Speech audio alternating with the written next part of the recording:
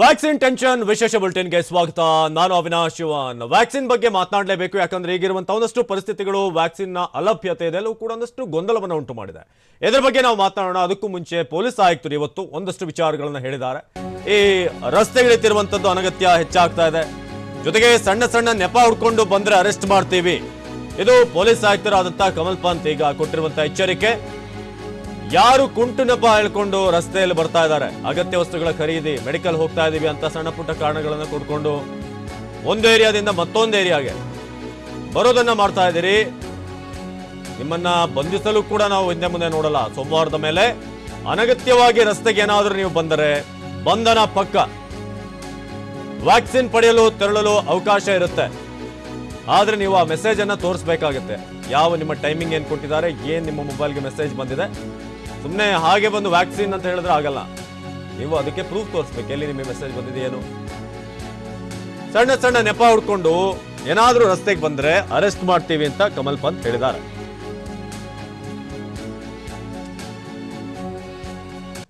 ಹಾಗಾದ್ರೆ city police ಆಯುಕ್ತರಾದಂತಹ Kamal Pant ಹೇಳಿದೇನೋ ಬನ್ನಿ ನೋಡ. ಸೋಮವಾರದಿಂದ ಯಾವ ಥರದ್ದು ಚಟುವಟಿಕೆಗಳಿಗೆ ಅವಕಾಶ ಇಲ್ಲ. ಬರೀ 6 ಗಂಟೆಯಿಂದ 10 ಗಂಟೆವರೆಗೆ ಜನರದು ಅಸೆನ್ಷಿಯಲ್ ಸರ್ವಿಸಸ್ಗೆ ಮಾತ್ರ ಹೊರಗೆ ಬರಲಿಕ್ಕೆ, ತದನಂತರ ಹಾಸ್ಪಿಟಲ್ಗಳು ಹೋಗಲಿಕ್ಕೆ ಅವಕಾಶ ಇದೆ. ಅದೇ ಸರ್ಕಾರದಿಂದ ಏನು ಆದೇಶವನ್ನು ಹೊರಡಿಸಿದ್ದಾರೆ, ಆ ಆದೇಶದಲ್ಲಿ ಬಹಳ ಸ್ಪಷ್ಟವಾಗಿ ಪ್ರತಿಯೊಂದನ್ನು ನಮೂದಿಸಿದ್ದಾರೆ. ಅದರಲ್ಲಿ ಬಹಳ ಕಡಿಮೆ ಸರ್ವಿಸ್ಗಳಿಗೆ ಮಾತ್ರ ಅವಕಾಶ ಇದೆ. ಆ ಕಾರ್ಯಕ್ಕೆ ಮಾತ್ರ ನಿಮಿತ್ತ ಮಾತ್ರ ಜನ ಹೊರಗೆ ಬರ್ಬೋದು. ಅದು ಬಿಟ್ಟು ಅನಾಗತ್ಯವಾಗಿ ಕಾರಣದ ಹೊರಗೆ ಬಂದರೆ ನಾವು ಅರೆಸ್ಟ್ ಮಾಡ್ತೀವಿ, ಗಾಡಿಗಳನ್ನು ಸೀಜ್ ಮಾಡ್ತೀವಿ, ಮತ್ತು ಬೇರೆ ಯಾವ ಥರದ್ದು ಅವ್ರ ಮೇಲೆ ಕ್ರಮ ತಗೊಳ್ಳಿಕ್ಕೆ ಕೂಡ ನಾವು ಎಲ್ಲ ಸಿದ್ಧರಾಗಿದ್ದೀವಿ. ಅನಗತ್ಯ ಕಾರಣದಿಂದ ಹೊರಗೆ ಬಂದರೆ, ರೋಡ್ ಮೇಲೆ ಬಂದರೆ ಅವರ ಮೇಲೆ ಕಠಿಣವಾದ ಕ್ರಮವನ್ನು ತಗೊಳ್ತೀವಿ, ಗಾಡಿಗಳನ್ನು ಜಪ್ತಿ ಮಾಡ್ತೀವಿ. ಆಮೇಲೆ ನಾಳೆ ನಮ್ಮ ಪೊಲೀಸ್ ವ್ಯಾನಲ್ಲಿ ಅಲ್ಲಿ ಎಲ್ಲ ನಾಕಾಗಳನ್ನು ನಿಲ್ಲಿಸ್ಬಿಟ್ಟು ಅವ್ರಿಗೆ ದಸ್ತಗಿರಿ ಮಾಡೋಕ್ಕೆ ಕೂಡ ಅವರು ಸೂಕ್ತವಾದ ಕಾರಣ ಕೊಟ್ಟಿಲ್ಲ ಅಂದರೆ ಅಲ್ಲಿ ಸ್ಥಳದಲ್ಲಿನೇ ಡಿಟೈನ್ ಮಾಡಿ ಅವ್ರ ಮೇಲೆ ಯಾವ ರೀತಿಯಿಂದ ಕ್ರಮ ಆಗಬೇಕು ಆ ಕ್ರಮವನ್ನು ಕೂಡ ನಾವು ತಗೊಳ್ತೀವಿ. ಈಗಾಗಲೇ ನನಗೆ ಇರೋ ಮಾಹಿತಿ ಪ್ರಕಾರ 2,000ಕ್ಕಿಂತ ಹೆಚ್ಚು ವೆಹಿಕಲ್ಗಳನ್ನು ನಾವು ಜಪ್ತಿ ಮಾಡಿದ್ದೀವಿ. ಸಿದ್ದು ಕಮಲ್ ಪಂತ್ ಅವರ ಮಾತು. ವ್ಯಾಕ್ಸಿನ್ ಬಗ್ಗೆ ಆಗಲೇ ನಾವು ಹೇಳ್ತಾ ಇದ್ವಿ, ವ್ಯಾಕ್ಸಿನ್ನ ಹಾಹಾಕಾರ ದೊಡ್ಡ ಮಟ್ಟದಲ್ಲಿ ರಾಜ್ಯದಲ್ಲಿ ಉಂಟಾಗಿದೆ. ಹಾಗಾದ್ರೆ ಮುಂದಿನ ದಿನಗಳೇನಾಗುತ್ತೆ? ಯಾಕಂದ್ರೆ ಈಗಾಗಲೇ ಮೊದಲ ಡೋಸ್ ಅನ್ನ ಪಡ್ಕೊಂಡಿದ್ದಾಗಿದೆ,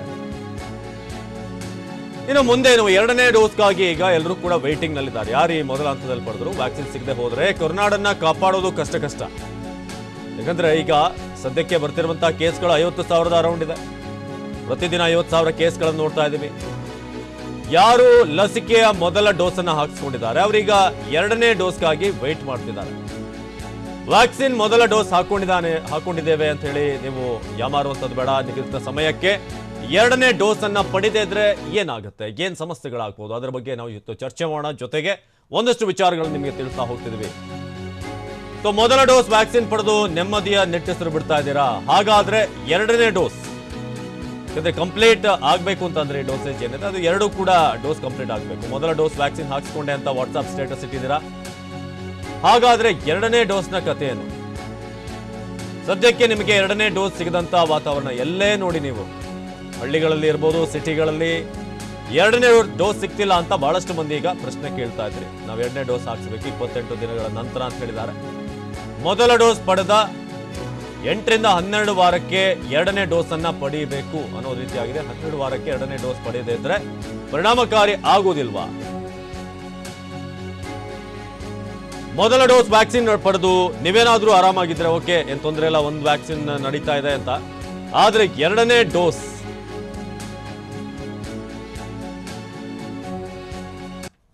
ವ್ಯಾಕ್ಸಿನ್ಗೆ ಸಂಬಂಧಪಟ್ಟಂತೆ ಸಾಕಷ್ಟು ಗೊಂದಲ ಇದೆ. ಈಗ ಆಲ್ರೆಡಿ ಮೊದಲ ವ್ಯಾಕ್ಸಿನ್ ಅನ್ನ ಮೊದಲ ಹಂತದ ಆಗಿದೆ ಡೋಸ್.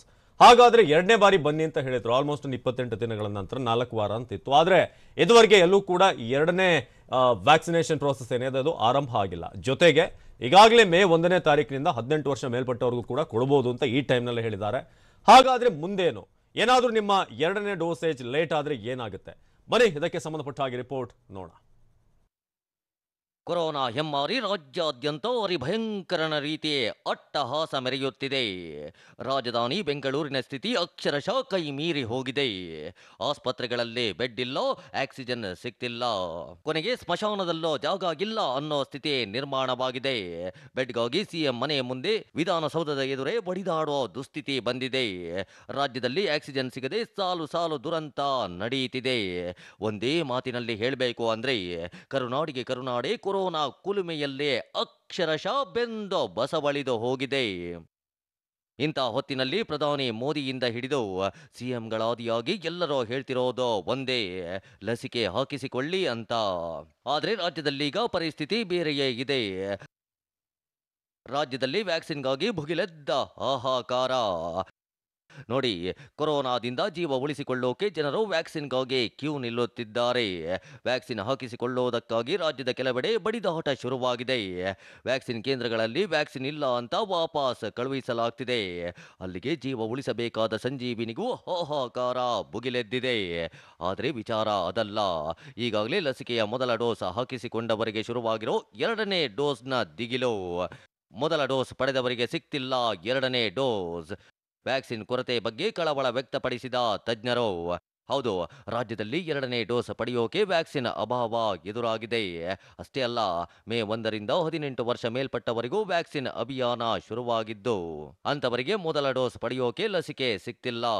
ಆದ್ರೆ ಎಲ್ಲದಕ್ಕಿಂತ ಕಳವಳಕಾರಿ ಅಂದ್ರೆ ಮೊದಲ ಡೋಸ್ ಪಡೆದವರು ನಿಗದಿತ ಸಮಯಕ್ಕೆ ಎರಡನೇ ಡೋಸ್ ಪಡೆಯದೇ ಇದ್ರೆ ಎಡವಟ್ಟಾಗುತ್ತೆ ಅಂತ ತಜ್ಞರು ಆತಂಕ ವ್ಯಕ್ತಪಡಿಸಿದ್ದಾರೆ.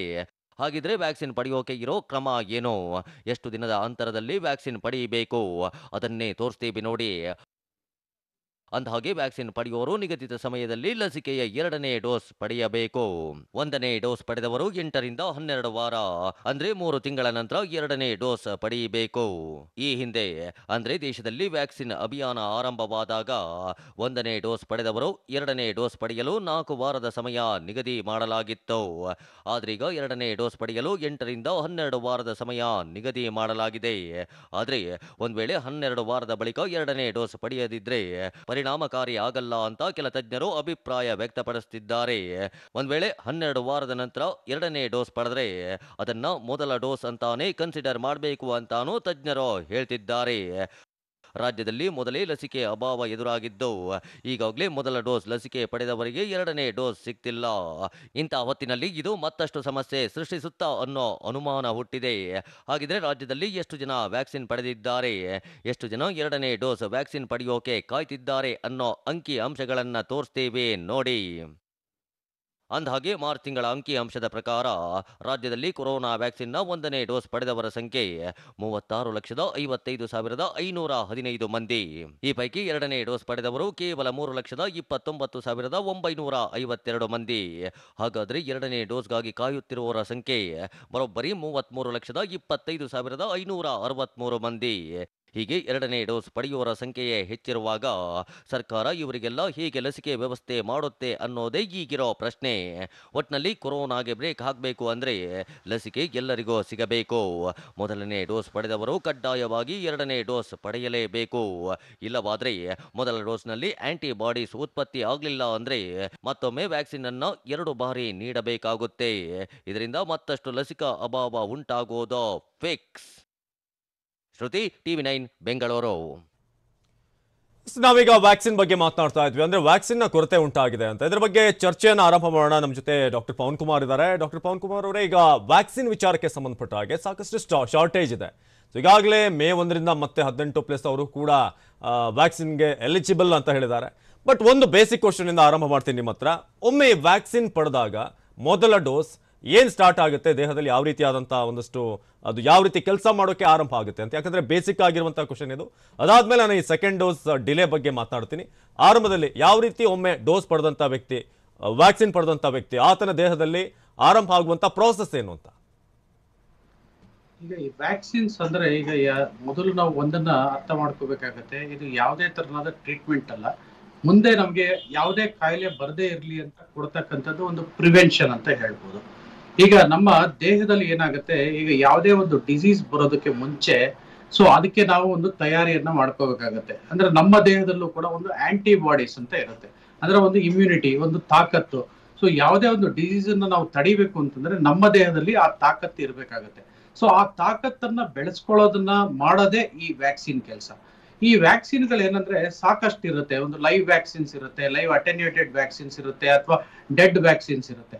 ಅಂದ್ರೆ ಈಗ ಯಾವುದೋ ಒಂದು ಕಾಯಿಲೆ ಅಂತ ಇಟ್ಕೊಳ್ಳಿ, ಫಾರ್ ಎಕ್ಸಾಂಪಲ್ ಈಗ ರೇಬಿಸ್ ಇರ್ಬೋದು, ಅಥವಾ ಸ್ಮಾಲ್ ಪಾಕ್ಸ್ ಇರ್ಬೋದು, ಸೊ ಅಥವಾ ಈಗ ಕೋವಿಡ್ ಇರ್ಬೋದು, ಯಾವುದೇ ಇರಲಿ. ಈಗ ನಮಗೆ ಒಂದು ವೈರಸ್ ನಮ್ಮ ದೇಹದಲ್ಲಿ ಎಂಟ್ರಿ ಆದಾಗ ಆ ವೈರಸ್ ನಮ್ಮ ದೇಹದಲ್ಲಿ ಎಂಟ್ರಿ ಆಗಿ ಅದು ನಮ್ಮ ದೇಹವನ್ನೆಲ್ಲ ಆಕ್ರಮಿಸಿಕೊಂಡು ಫುಲ್ ಎಲ್ಲ ಡ್ಯಾಮೇಜ್ ಮಾಡ್ತಾ ಹೋಗುತ್ತೆ.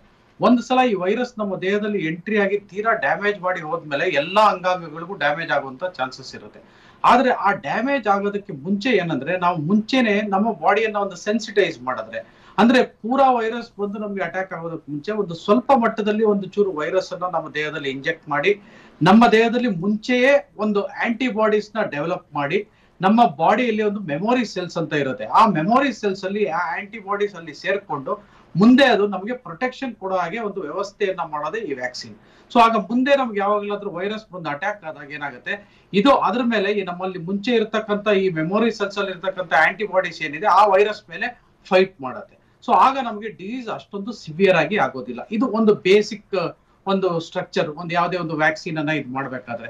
ಈಗ ನಾವು ಕೋವಿಡ್ ಅನ್ನೇ ತೆಗೆದುಕೊಳ್ಳಿ, ಈಗ ನಾವು ಕೋವಿಡ್ ವ್ಯಾಕ್ಸಿನ್ ಅನ್ನ ತೆಗೆದುಕೊಳ್ತೀವಿ. ಸೊ ಮೊದಲು ನಮಗೆ ವ್ಯಾಕ್ಸಿನ್ ಕೊಟ್ಟಾಗ ಏನಾಗುತ್ತೆ, ಇದ್ರದೇ ಒಂದು ಇನ್ಆಕ್ಟಿವೇಟೆಡ್ ಫಾರ್ಮ್ ಅಲ್ಲೋ ಅಥವಾ ಒಂದು ಡೆಡ್ ಫಾರ್ಮ್ ಅಲ್ಲೋ ನಮಗೆ ವ್ಯಾಕ್ಸಿನ್ ಅನ್ನ ಕೊಡ್ಲಾಗುತ್ತೆ. ಅಥವಾ ಈಗ ನೋಡಿ, ಈಗ ಕೋವಿಶೀಲ್ಡ್ ಇದೆ, ಕೋವ್ಯಾಕ್ಸಿನ್, ಅವೆರಡರದೇ ಒಂದು ಎಕ್ಸಾಂಪಲ್ ಅನ್ನ ಕೊಡ್ತೀನಿ. ಈಗ ಕೋವಿಶೀಲ್ಡ್ ಅಲ್ಲಿ ಏನಂತಂದ್ರೆ ಈಗ ಒಂದು ಸ್ಪೈಕ್ ಪ್ರೋಟೀನ್ ಅಂತ ಇರುತ್ತೆ. ಈ ಸ್ಪೈಕ್ ಪ್ರೋಟೀನ್ ಮೇಲೆ ಇದು ಆಕ್ಟ್ ಮಾಡುತ್ತೆ. ಸೊ ಇದು ನಮ್ಮ ದೇಹದಲ್ಲಿ ಬಂದಾಗ ನಮಗೆ ಕೋವಿಶೀಲ್ಡ್ ಕೊಟ್ಟಾಗ ಏನಾಗುತ್ತೆ, ಇದು ನಮ್ಮ ದೇಹದಲ್ಲಿ ಒಂದು ಆಂಟಿಬಾಡೀಸ್ ಡೆವಲಪ್ ಆಗುತ್ತೆ. ಸಣ್ಣ ಮಟ್ಟದಲ್ಲಿ ಆಂಟಿಬಾಡೀಸ್ ಡೆವಲಪ್ ಆಗಿ ಅದು ನಮ್ಮ ಮೆಮೊರಿ ಸೆಲ್ಸ್ ಅಲ್ಲಿ ಹೋಗಿ ಅಲ್ಲಿ ಕುತ್ಕೊಂಡಿರುತ್ತೆ.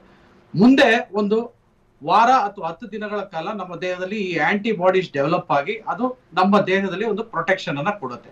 ಸ್ವಲ್ಪ ದಿವಸ ಒಂದು ಇಂಟರಪ್ಷನ್ ಇಲ್ಲಿ ಫಾರ್ ಎಕ್ಸಾಂಪಲ್ 1ನೇ ತಾರೀಕು ಒಬ್ರು ವ್ಯಾಕ್ಸಿನ್ ಪಡೆದಿದ್ದಾರೆ ಅಂತ ಅನ್ಕೊಳ್ಳಿ, ಎಷ್ಟು ದಿನ ಬೇಕಾಗುತ್ತೆ ಅಂತ ಇಮ್ಯುನಿಟಿ ಬಿಲ್ಡ್ ಆಗುವಂತದಕ್ಕೆ ಟೈಮ್ ಎಷ್ಟಾಗುತ್ತೆ? 1ನೇ ತಾರೀಕು ಒಬ್ಬ ಪಡೆದ್ರೆ ಅದಾದ್ಮೇಲೆ ಎಷ್ಟು ದಿನಗಳ ನಂತರ ಇದು ಡೆವಲಪ್ ಆಗ್ತಾ ಹೋಗುತ್ತೆ ಅಂತ? ಯೂಶಲಿ 1 ವಾರದಿಂದ 2 ವಾರಗಳ ಕಾಲ ಬೇಕಾಗುತ್ತೆ ನಮ್ಮ ದೇಹದಲ್ಲಿ ಆಂಟಿಬಾಡೀಸ್ ಡೆವಲಪ್ ಆಗೋದಕ್ಕೆ. ಸೊ ಸ್ಟಾರ್ಟಿಂಗ್ ಅಲ್ಲಿ ಅದಕ್ಕೆ ಹೇಳೋದು, ವ್ಯಾಕ್ಸಿನ್ ತೆಗೆದುಕೊಂಡ ತಕ್ಷಣ ನಾವು ಪ್ರೊಟೆಕ್ಷನ್ ಬಂದ್ಬಿಟ್ಟಿದೆ ಅಂತ ಓಡಾಡ್ಕೊಂಡಿರ್ಬೇಡಿ. ಯಾಕೆ ಅಂತಂದ್ರೆ ನಮ್ಮ ದೇಹದಲ್ಲಿ ಆಂಟಿಬಾಡೀಸ್ ಡೆವಲಪ್ ಆಗೋದಕ್ಕೆ 1 ರಿಂದ 2 ವಾರಗಳ ಕಾಲ ಬೇಕು. ಆಮೇಲೆ ಅದು ಸಸ್ಟೈನ್ ಕೂಡ ಆಗ್ಬೇಕು. ಸಸ್ಟೈನ್ ಆಗೋದಿಲ್ಲ. ಮೊದಲನೇ ಡೋಸ್ ಅಲ್ಲಿ ಏನಾಗುತ್ತೆ, 1 ರಿಂದ 2 ವಾರಗಳ ಕಾಲ ಆಂಟಿಬಾಡೀಸ್ ಡೆವಲಪ್ ಆಗುತ್ತೆ. ಡೆವಲಪ್ ಆದ್ಮೇಲೆ ಅದನ್ನ ಸಸ್ಟೈನ್ ಮಾಡೋದಕ್ಕೆ ಇನ್ನೊಂದು ಸೆಕೆಂಡ್ ಡೋಸ್ ಅಂತ ಕೊಡ್ಬೇಕಾಗತ್ತೆ. ಈ ಸೆಕೆಂಡ್ ಡೋಸ್ಗೂ ಕೂಡ ಈಗ ಸಾಕಷ್ಟು ಇನ್ನು ಈಗ ಸ್ಟಡೀಸ್ ಕೂಡ ನಡೀತಾವೆ. 4 to 6 ವೀಕ್ಸ್ ಬೇಕು, ಅಥವಾ 6 to 8 ವೀಕ್ಸ್ ಬೇಕು. ಕೆಲವಾರು ಸ್ಟಡಿಗಳಲ್ಲಿ 10 to 12 ವೀಕ್ಸ್ ಬೇಕು ಅಂತೆಲ್ಲ ಕೂಡ ಬಂದಿವೆ. ಅಂದ್ರೆ ಅಷ್ಟು ದಿವಸಗಳಾದ ಮೇಲೆ ನಾವು ಸೆಕೆಂಡ್ ಡೋಸ್ ಕೊಟ್ಟಾಗ ಏನಾಗುತ್ತೆ, ಅದು ಇನ್ನೂ ಸಸ್ಟೈನ್ ಆಗುತ್ತೆ. ಅಂದ್ರೆ ಜಾಸ್ತಿ ದಿನಗಳ ಕಾಲ ಈ ಆಂಟಿಬಾಡೀಸ್ ಬರುತ್ತೆ. ನಮಗೆ ಈಗ 2ನೇ ಡೋಸ್ ತೆಗೆದುಕೊಂಡಾದ್ಮೇಲೆ ಮತ್ತೆ ಇನ್ನೊಂದು 1-2 ವಾರ ಆದ್ಮೇಲೆ ನಮಗೆ ಟೋಟಲ್ ನಮ್ಮ ಬಾಡಿಯಲ್ಲಿ ಆಲ್ಮೋಸ್ಟ್ ಒಂದು 8-9 ತಿಂಗಳ ಕಾಲ ಈ ಆಂಟಿಬಾಡೀಸ್ ಒಂಥರ ಸಸ್ಟೈನ್ ಆಗಿ ಇದು ನಮಗೆ ಪ್ರೊಟೆಕ್ಷನ್ ಅನ್ನ ಕೊಡುವಂತ ಚಾನ್ಸಸ್ ಹೊಂದಿರುತ್ತೆ. ಎಸ್ ಡಾಕ್ಟರ್ ಪವನ್ ಅವರೇ, ನಾನು ನಿಮ್ಮ ಹತ್ರ ಕೂಡ ಮಾತಾಡ್ತೀನಿ. ಜೊತೆಗೆ ಡಾಕ್ಟರ್ ಚಂದ್ರಶೇಖರ್, ರೋಗ ನಿರೋಧಕ ತಜ್ಞರು ಕೂಡ ನಮ್ಮನ್ನ ಜಾಯ್ನ್ ಆಗ್ತಾರೆ. ಚಿಕ್ಕ ಬ್ರೇಕ್ ನಂತರ ವ್ಯಾಕ್ಸಿನ್ ನಿಮ್ಮ ದೇಹ ಸೇರಿದ ನಂತರ ಹೇಗೆ ವರ್ಕ್ ಆಗುತ್ತೆ, ನಾವು ಜಸ್ಟ್ ಒಂದು ಇಂಟ್ರೊಡಕ್ಷನ್ ಪಡೆದ್ವಿ. ಹಾಗಾದ್ರೆ ಇದು ಎಷ್ಟು ದಿನಗಳ ನಂತರ ಸೆಕೆಂಡ್ ಡೋಸ್ ನೀವು ಪಡಿಬೇಕಾಗುತ್ತೆ? ಲೇಟ್ ಆದ್ರೆ ಏನಾದ್ರೂ ಸಮಸ್ಯೆ ಆಗುತ್ತಾ? ಇದರ ಬಗ್ಗೆ ಚರ್ಚೆ ಮಾಡೋಣ ಚಿಕ್ಕ ಬ್ರೇಕ್ ನಂತರ. ನಾವು ಚರ್ಚೆ ನಡೆಸ್ತಾ ಇದ್ವಿ ವ್ಯಾಕ್ಸಿನ್ ಸಂಬಂಧಪಟ್ಟ ಹಾಗೆ. ಒಂದಷ್ಟು ಎಜುಕೇಟಿವ್ ವಿಚಾರಗಳನ್ನು ನಿಮಗೆ ತಿಳಿಸೋಣ ಅಂತ. ಯಾಕಂದ್ರೆ ಗೊಂದಲ ಆಗಿರುತ್ತೆ ಬಹಳಷ್ಟು ಮಂದಿಗೆ, ಏನೀಗ ಬಹಳಷ್ಟು ದಿನ ಆಯಿತು 2ನೇ ಡೋಸ್ ತೆಗೆದುಕೊಂಡಿಲ್ಲ, ಇದರ ಪವರ್ ಮುಗ್ದೋಯ್ತೋ ಏನೋ ಅನ್ನೋ ರೀತಿಯ ಪ್ರಶ್ನೆಗಳು. ಡಾಕ್ಟರ್ ಪವನ್ ಅವರೇ, ನೆಕ್ಸ್ಟ್ ಕ್ವಶನ್ ಏನಂತ ಅಂದ್ರೆ ಬಹಳ ಪ್ರಮುಖವಾಗಿರೋದು ಎಲ್ಲರಲ್ಲೂ ಕೂಡ, ಈಗ ಡಿಲೇ ಆಗ್ತಿದೆ. ಓಕೆ, ಒಂದು ಮೊದಲ ಡೋಸ್ ಪಡೆದ ನಂತರ ಅದು ಎಷ್ಟು ಸಮಯದ ನಂತರ 2ನೇ ಡೋಸ್ ಪಡಿಬೇಕಾಗಿರುವಂಥದ್ದು ನಾರ್ಮಲ್ ಇರೋದು. ಒಂದು ವೇಳೆ ಏನಾದರೂ ಲೇಟಾಗಿ ಪಡೆದ್ರೆ ಆಗ ಏನಾಗುತ್ತೆ? ಈ 2ನೇ ಡೋಸ್ ಮಾಡುವಂಥ ಕೆಲಸ ಏನು? ಫಸ್ಟ್ ಡೋಸ್ ಆದಮೇಲೆ ಸೆಕೆಂಡ್ ಡೋಸ್ ಪಡೆದ್ರೆ ಏನಾಗುತ್ತೆ ಅಲ್ಲಿ? Same as it is first dose ಏನಿದೆ ಅದೇನಾ, ಅಥವಾ ಬೇರೆ ಏನಾದರೂ ಚೇಂಜಸ್ಗಳಿದೆಯಾ, ಹೇಗೆ ಅಂತ?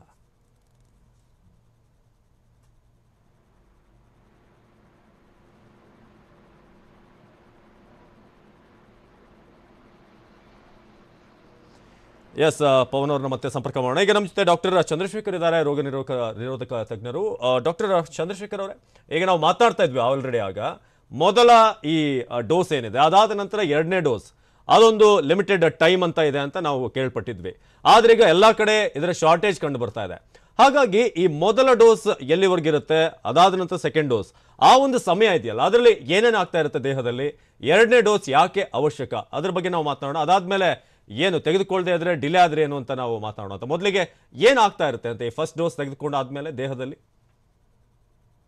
ಈಗ ಮೊದಲನೇ ಡೋಸ್ ಕೊಟ್ಟಿದ್ಕೆ ನಮ್ಮ ಬಾಡಿನಲ್ಲಿ ಸೆನ್ಸಿಟೈಸೇಷನ್ ಅಂತ ಸ್ಟಾರ್ಟ್ ಆಗುತ್ತೆ. ಅಂದ್ರೆ ವ್ಯಾಕ್ಸಿನ್ ಕೊಟ್ಟ ಕೂಡಲೇ ಪ್ರೋಟೀನ್ಸ್ ಗಳು ಮಲ್ಟಿಪ್ಲೈ ಆಗುತ್ತೆ. ಅದನ್ನ ನಮ್ಮ ದೇಹ ಪ್ರೋಟೀನ್ ನ ಪಿಕ್ ಮಾಡಿಕೊಂಡು ಅದಕ್ಕೊಂದು ಆಂಟಿಜೆನ್ ಪ್ರೆಸೆಂಟಿಂಗ್ ಸೆಲ್ಸ್ ಅಂತ ಇರುತ್ತೆ. ಈ ನಮ್ಮ ದೇಹ ಏನಂದ್ರೆ ಅದನ್ನ ಒಂದು ಸೆಲ್ ಮೇಲೆ ಇಟ್ಟು ಅದನ್ನ ತೋರಿಸಿದ್ರೆ ಮಾತ್ರ ಅದಕ್ಕೆ ರೆಸ್ಪಾನ್ಸ್ ಕೊಡುತ್ತೆ. ಆ ಪ್ರೊಸೆಸಿಂಗ್ ಮಾಡಿ ಅದನ್ನ ಪ್ರೆಸೆಂಟ್ ಮಾಡಿ ನಮ್ಮ ಇಮ್ಯೂನ್ ಸಿಸ್ಟಮ್ ಅದ್ರ ಬಗ್ಗೆ ಕಲ್ತ್ಕೊಳ್ಳಕ್ಕೆ ಶುರು ಮಾಡುತ್ತೆ. ಅದನ್ನ ನಾವು ಪ್ರೈಮರಿ ರೆಸ್ಪಾನ್ಸ್ ಅಂತ ಹೇಳ್ತೀವಿ. ಅಂದ್ರೆ ಪ್ರಥಮ ಬಾರಿಗೆ ಬರ್ತಕ್ಕಂತಹ ಒಂದು ರೆಸ್ಪಾನ್ಸ್ ಅಂದ್ಬಿಟ್ಟು. ಈ ರೆಸ್ಪಾನ್ಸ್ ನಾರ್ಮಲ್ ಆಗಿ 7 ದಿವಸದಿಂದ 14 ದಿವಸದವರೆಗೂ ಆಗುತ್ತೆ. ನಿಧಾನಕ್ಕೆ ಅದು ಮೆಚ್ಯೂರ್ ಆಗ್ಕೊಂತ ಹೋಗುತ್ತೆ. ನಾರ್ಮಲ್ ಆಗಿ ಇದು 2 ವಾರದಲ್ಲಿ ಶುರುವಾಗಿ 4 ವಾರ ಅಥವಾ ಕೆಲವು ಸಲ 6 ವಾರದವರೆಗೂ ನಡೆಯುತ್ತೆ. ಇನ್ನು ಕೆಲವು ಸಲ ಇನ್ನು ಮುಂದುವರ್ಸ್ಕೊಂಡು ಹೋಗುತ್ತೆ. ಈ ಒಂದು ಪ್ರಾಸೆಸ್ ಇದ್ದಾಗ ನಾವು ಇನ್ನೊಂದು ಸೆಕೆಂಡ್ ಡೋಸ್ ಅಥವಾ ಬೂಸ್ಟರ್ ಡೋಸ್ ಅಥವಾ ಪುಷ್ ಡೋಸ್ ಅಂತ ಏನ್ ಹೇಳ್ತೀವಿ ಅದು ಕೊಟ್ರೆ ಆ ರೆಸ್ಪಾನ್ಸ್ ಇನ್ನು ಮಲ್ಟಿಪ್ಲೈ ಆಗುತ್ತೆ, ಅಂದ್ರೆ ಆಂಪ್ಲಿಫೈ ಆಗುತ್ತೆ. ಸೊ ಯೂಶಲ್ ಆಗಿ ಏನಾಗುತ್ತೆ, ಈ ರೆಸ್ಪಾನ್ಸ್ 4ರಿಂದ 12 ವಾರದವರೆಗೂ ಪರ್ಸಿಸ್ಟ್ ಇರುತ್ತೆ. ಈ 4ರಿಂದ 12 ವಾರದೊಳಗೆ ನಮ್ಮ 2ನೇ ಬೂಸ್ಟರ್ ಡೋಸ್ ಕೊಟ್ರೆ ಆಲ್ಮೋಸ್ಟ್ ಎಫೆಕ್ಟ್ ಸೇಮ್ ಇರುತ್ತೆ. ಅಂದ್ರೆ ನೀವು 4 ವಾರಕ್ಕೆ ಹಾಕೊಂಡ್ರು, 6 ವಾರಕ್ಕೆ ಹಾಕೊಂಡ್ರು, 12 ವಾರದ ಅಂತ್ಯದಲ್ಲಿ ಹಾಕೊಂಡ್ರು ಎಫೆಕ್ಟ್ ಅಷ್ಟು ದೊಡ್ಡ ವ್ಯತ್ಯಾಸ ಬರೋದಿಲ್ಲ ಟೆಕ್ನಿಕಲಿ. ಅಂದ್ರೆ ಈಗ ನನಗೆ 4 ವಾರ ಆದ ಕೂಡಲೇ ಬೈ ಚಾನ್ಸ್ ಹಾಕೊಳ್ತಾ ಇದ್ರೆ ಮತ್ತೆ ಆ ಎಫೆಕ್ಟ್ ಬರಲ್ಲ, ಅದು ತಪ್ಪು. 12 ವಾರದ ಒಳಗೆ ಯಾವಾಗ ಹಾಕೊಂಡ್ರು ಎಫೆಕ್ಟ್ ಬರುತ್ತೆ. ಅಂದ್ರೆ ಸಮಥಿಂಗ್ ಇದೊಂಥರ ರೀಚಾರ್ಜ್ ತರನ ಇದು? 2ನೇ ಡೋಸ್ ಇರುವಂತದ್ದು ಒಂದು ರೀತಿ ರೀಚಾರ್ಜ್ ಮತ್ತೆ ಅಥವಾ ಹೇಗೆ ಅಂತ? ಅಂದ್ರೆ ಬೂಸ್ಟರ್ ಡೋಸ್ ಅಂತ ಹೇಳ್ತೀವಿ. ಬೂಸ್ಟರ್ ಡೋಸ್ ಅಂತ ಹೇಳಿದ್ರೆ ಅಂದ್ರೆ ಈಗ ಬೆಂಕಿ ಹತ್ಕೊಂಡ್ಮೇಲೆ ಇನ್ನೊಂದೆರಡು ತುಪ್ಪ ಹಾಕಿದ್ರೆ ಹೆಂಗೆ ದಪ್ಪಂದು ಇನ್ನು ಜೋರು ಹೋಗಿದ ಇದಾಗತ್ತಲ್ಲ, ಆ ರೀತಿ ರೆಸ್ಪಾನ್ಸ್ ಡಬಲ್ ಅಪ್ ಆಗುತ್ತೆ. ಅಂದ್ರೆ ಒಂಥರ ಬೂಸ್ಟಿಂಗ್ ಅಂತ ಹೇಳ್ತೀವಿ. ರೆಸ್ಪಾನ್ಸ್ ಏನು ಸ್ಟಾರ್ಟ್ ಆಗಿದೆ ಅವಾಗ ನಾವು ಹೀಗೆ ಹೇಗೆ ಅಂತ ಈಗ ಪಾಠ ಹೇಳ್ಕೊಡುವಾಗ ಒಂದು ಅಷ್ಟು ಪದ ಹೇಳ್ಕೊಟ್ಬಿಟ್ಟು ಮತ್ತಿನ್ನೊಂದ್ಸಲ ಹೊಸದಾಗಿ ಇನ್ನೊಂದ್ಸಲ ರೀಇನ್ಫೋರ್ಸ್ ಮಾಡ್ತೀವಲ್ಲ, ಆ ರೀತಿ if you reinforce with a second dose, learning process of the immune system will be much better. So ಅದರಿಂದ ಆಂಟಿಬಾಡಿ ರೆಸ್ಪಾನ್ಸ್ ಅಂತ ಏನ್ ನಾವು ಹೇಳ್ತೀವಿ, ಇದನ್ನ ನಾವು ಮೆಜರ್ ಮಾಡಬಹುದು, ಅದು ಡಬಲ್ ಅಪ್ ಆಗುತ್ತೆ. ಡಾಕ್ಟರ್ ಪವನ್ ಅವ್ರ, ಈಗ ಸಾಮಾನ್ಯ ಜನರಲ್ಲಿ ಒಂದು ಪ್ರಶ್ನೆ ಇದೆ. ಏನಂತಂದ್ರೆ ಈಗ ಮೊದಲ ಡೋಸ್ ಅನ್ನ ಪಡೆದ್ವಿ, ಅದಾದ್ಮೇಲೆ 1 ತಿಂಗಳು 2 ತಿಂಗಳು ನಾವೇನಾದ್ರೂ ಸೆಕೆಂಡ್ ಡೋಸ್ ಪಡೆದೇ ಇದ್ರೆ ಅದ್ರ ಪವರ್ ಕಮ್ಮಿ ಆಗ್ಬಿಡುತ್ತಂತೆ, ಅದಾದ್ಮೇಲೆ 2ನೇ ಡೋಸ್ ಪಡೆದ್ರು ಕೂಡ ವೇಸ್ಟ್ ಅಂತೆ ಅದು ಅನ್ನೋ ರೀತಿಯಾದಂಥ ಒಂದಷ್ಟು ಚರ್ಚೆಗಳು, ಅವರದ್ದೇ ಆದಂಥ ಕಲ್ಪನೆಗಳಿದೆ. ಹಾಗಾದ್ರೆ ಮೊದಲ ಡೋಸ್ ಪಡೆದು 2 ತಿಂಗಳಾದ್ಮೇಲೆ ಏನಾದರೂ ಮತ್ತೊಂದು ಡೋಸ್ ಅಥವಾ 3 ತಿಂಗಳಾದ್ಮೇಲೆ 2ನೇ ಡೋಸ್ ಪಡೆದ್ರೆ ಏನಾದರೂ ಸಮಸ್ಯೆ ಆಗುತ್ತಾ? ಮಧ್ಯದಲ್ಲಿ ಪವರ್ ಕಮ್ಮಿ ಆಗೋದು ಅಂತದ್ದು ಏನಾದರೂ ಆಗೋದು ಹೌದಾ? ಇಲ್ಲ, ಆ ರೀತಿಯಾಗಿ ಏನು ಇಲ್ಲ. ಯಾಕಂದ್ರೆ ಈಗ ಇದು ನಾವು ಆಲ್ಮೋಸ್ಟ್ ಈಗ ನಮ್ಗೆ ಈ ಎಲ್ಲಾ ಸ್ಟಡೀಸ್ ಇನ್ನು ಇದರಲ್ಲೇ ಇದೆ. ನಮ್ಗೆ ಇನ್ನು ಎಕ್ಸಾಕ್ಟ್ ಡ್ಯೂರೇಷನ್ ಕೂಡ ಇನ್ನು ಎಕ್ಸಾಕ್ಟ್ ಆಗಿ ನಮ್ಗೆ ಈ ವ್ಯಾಕ್ಸಿನ್ಗೆ ಫಿಕ್ಸ್ ಕೂಡ ಆಗಿಲ್ಲ.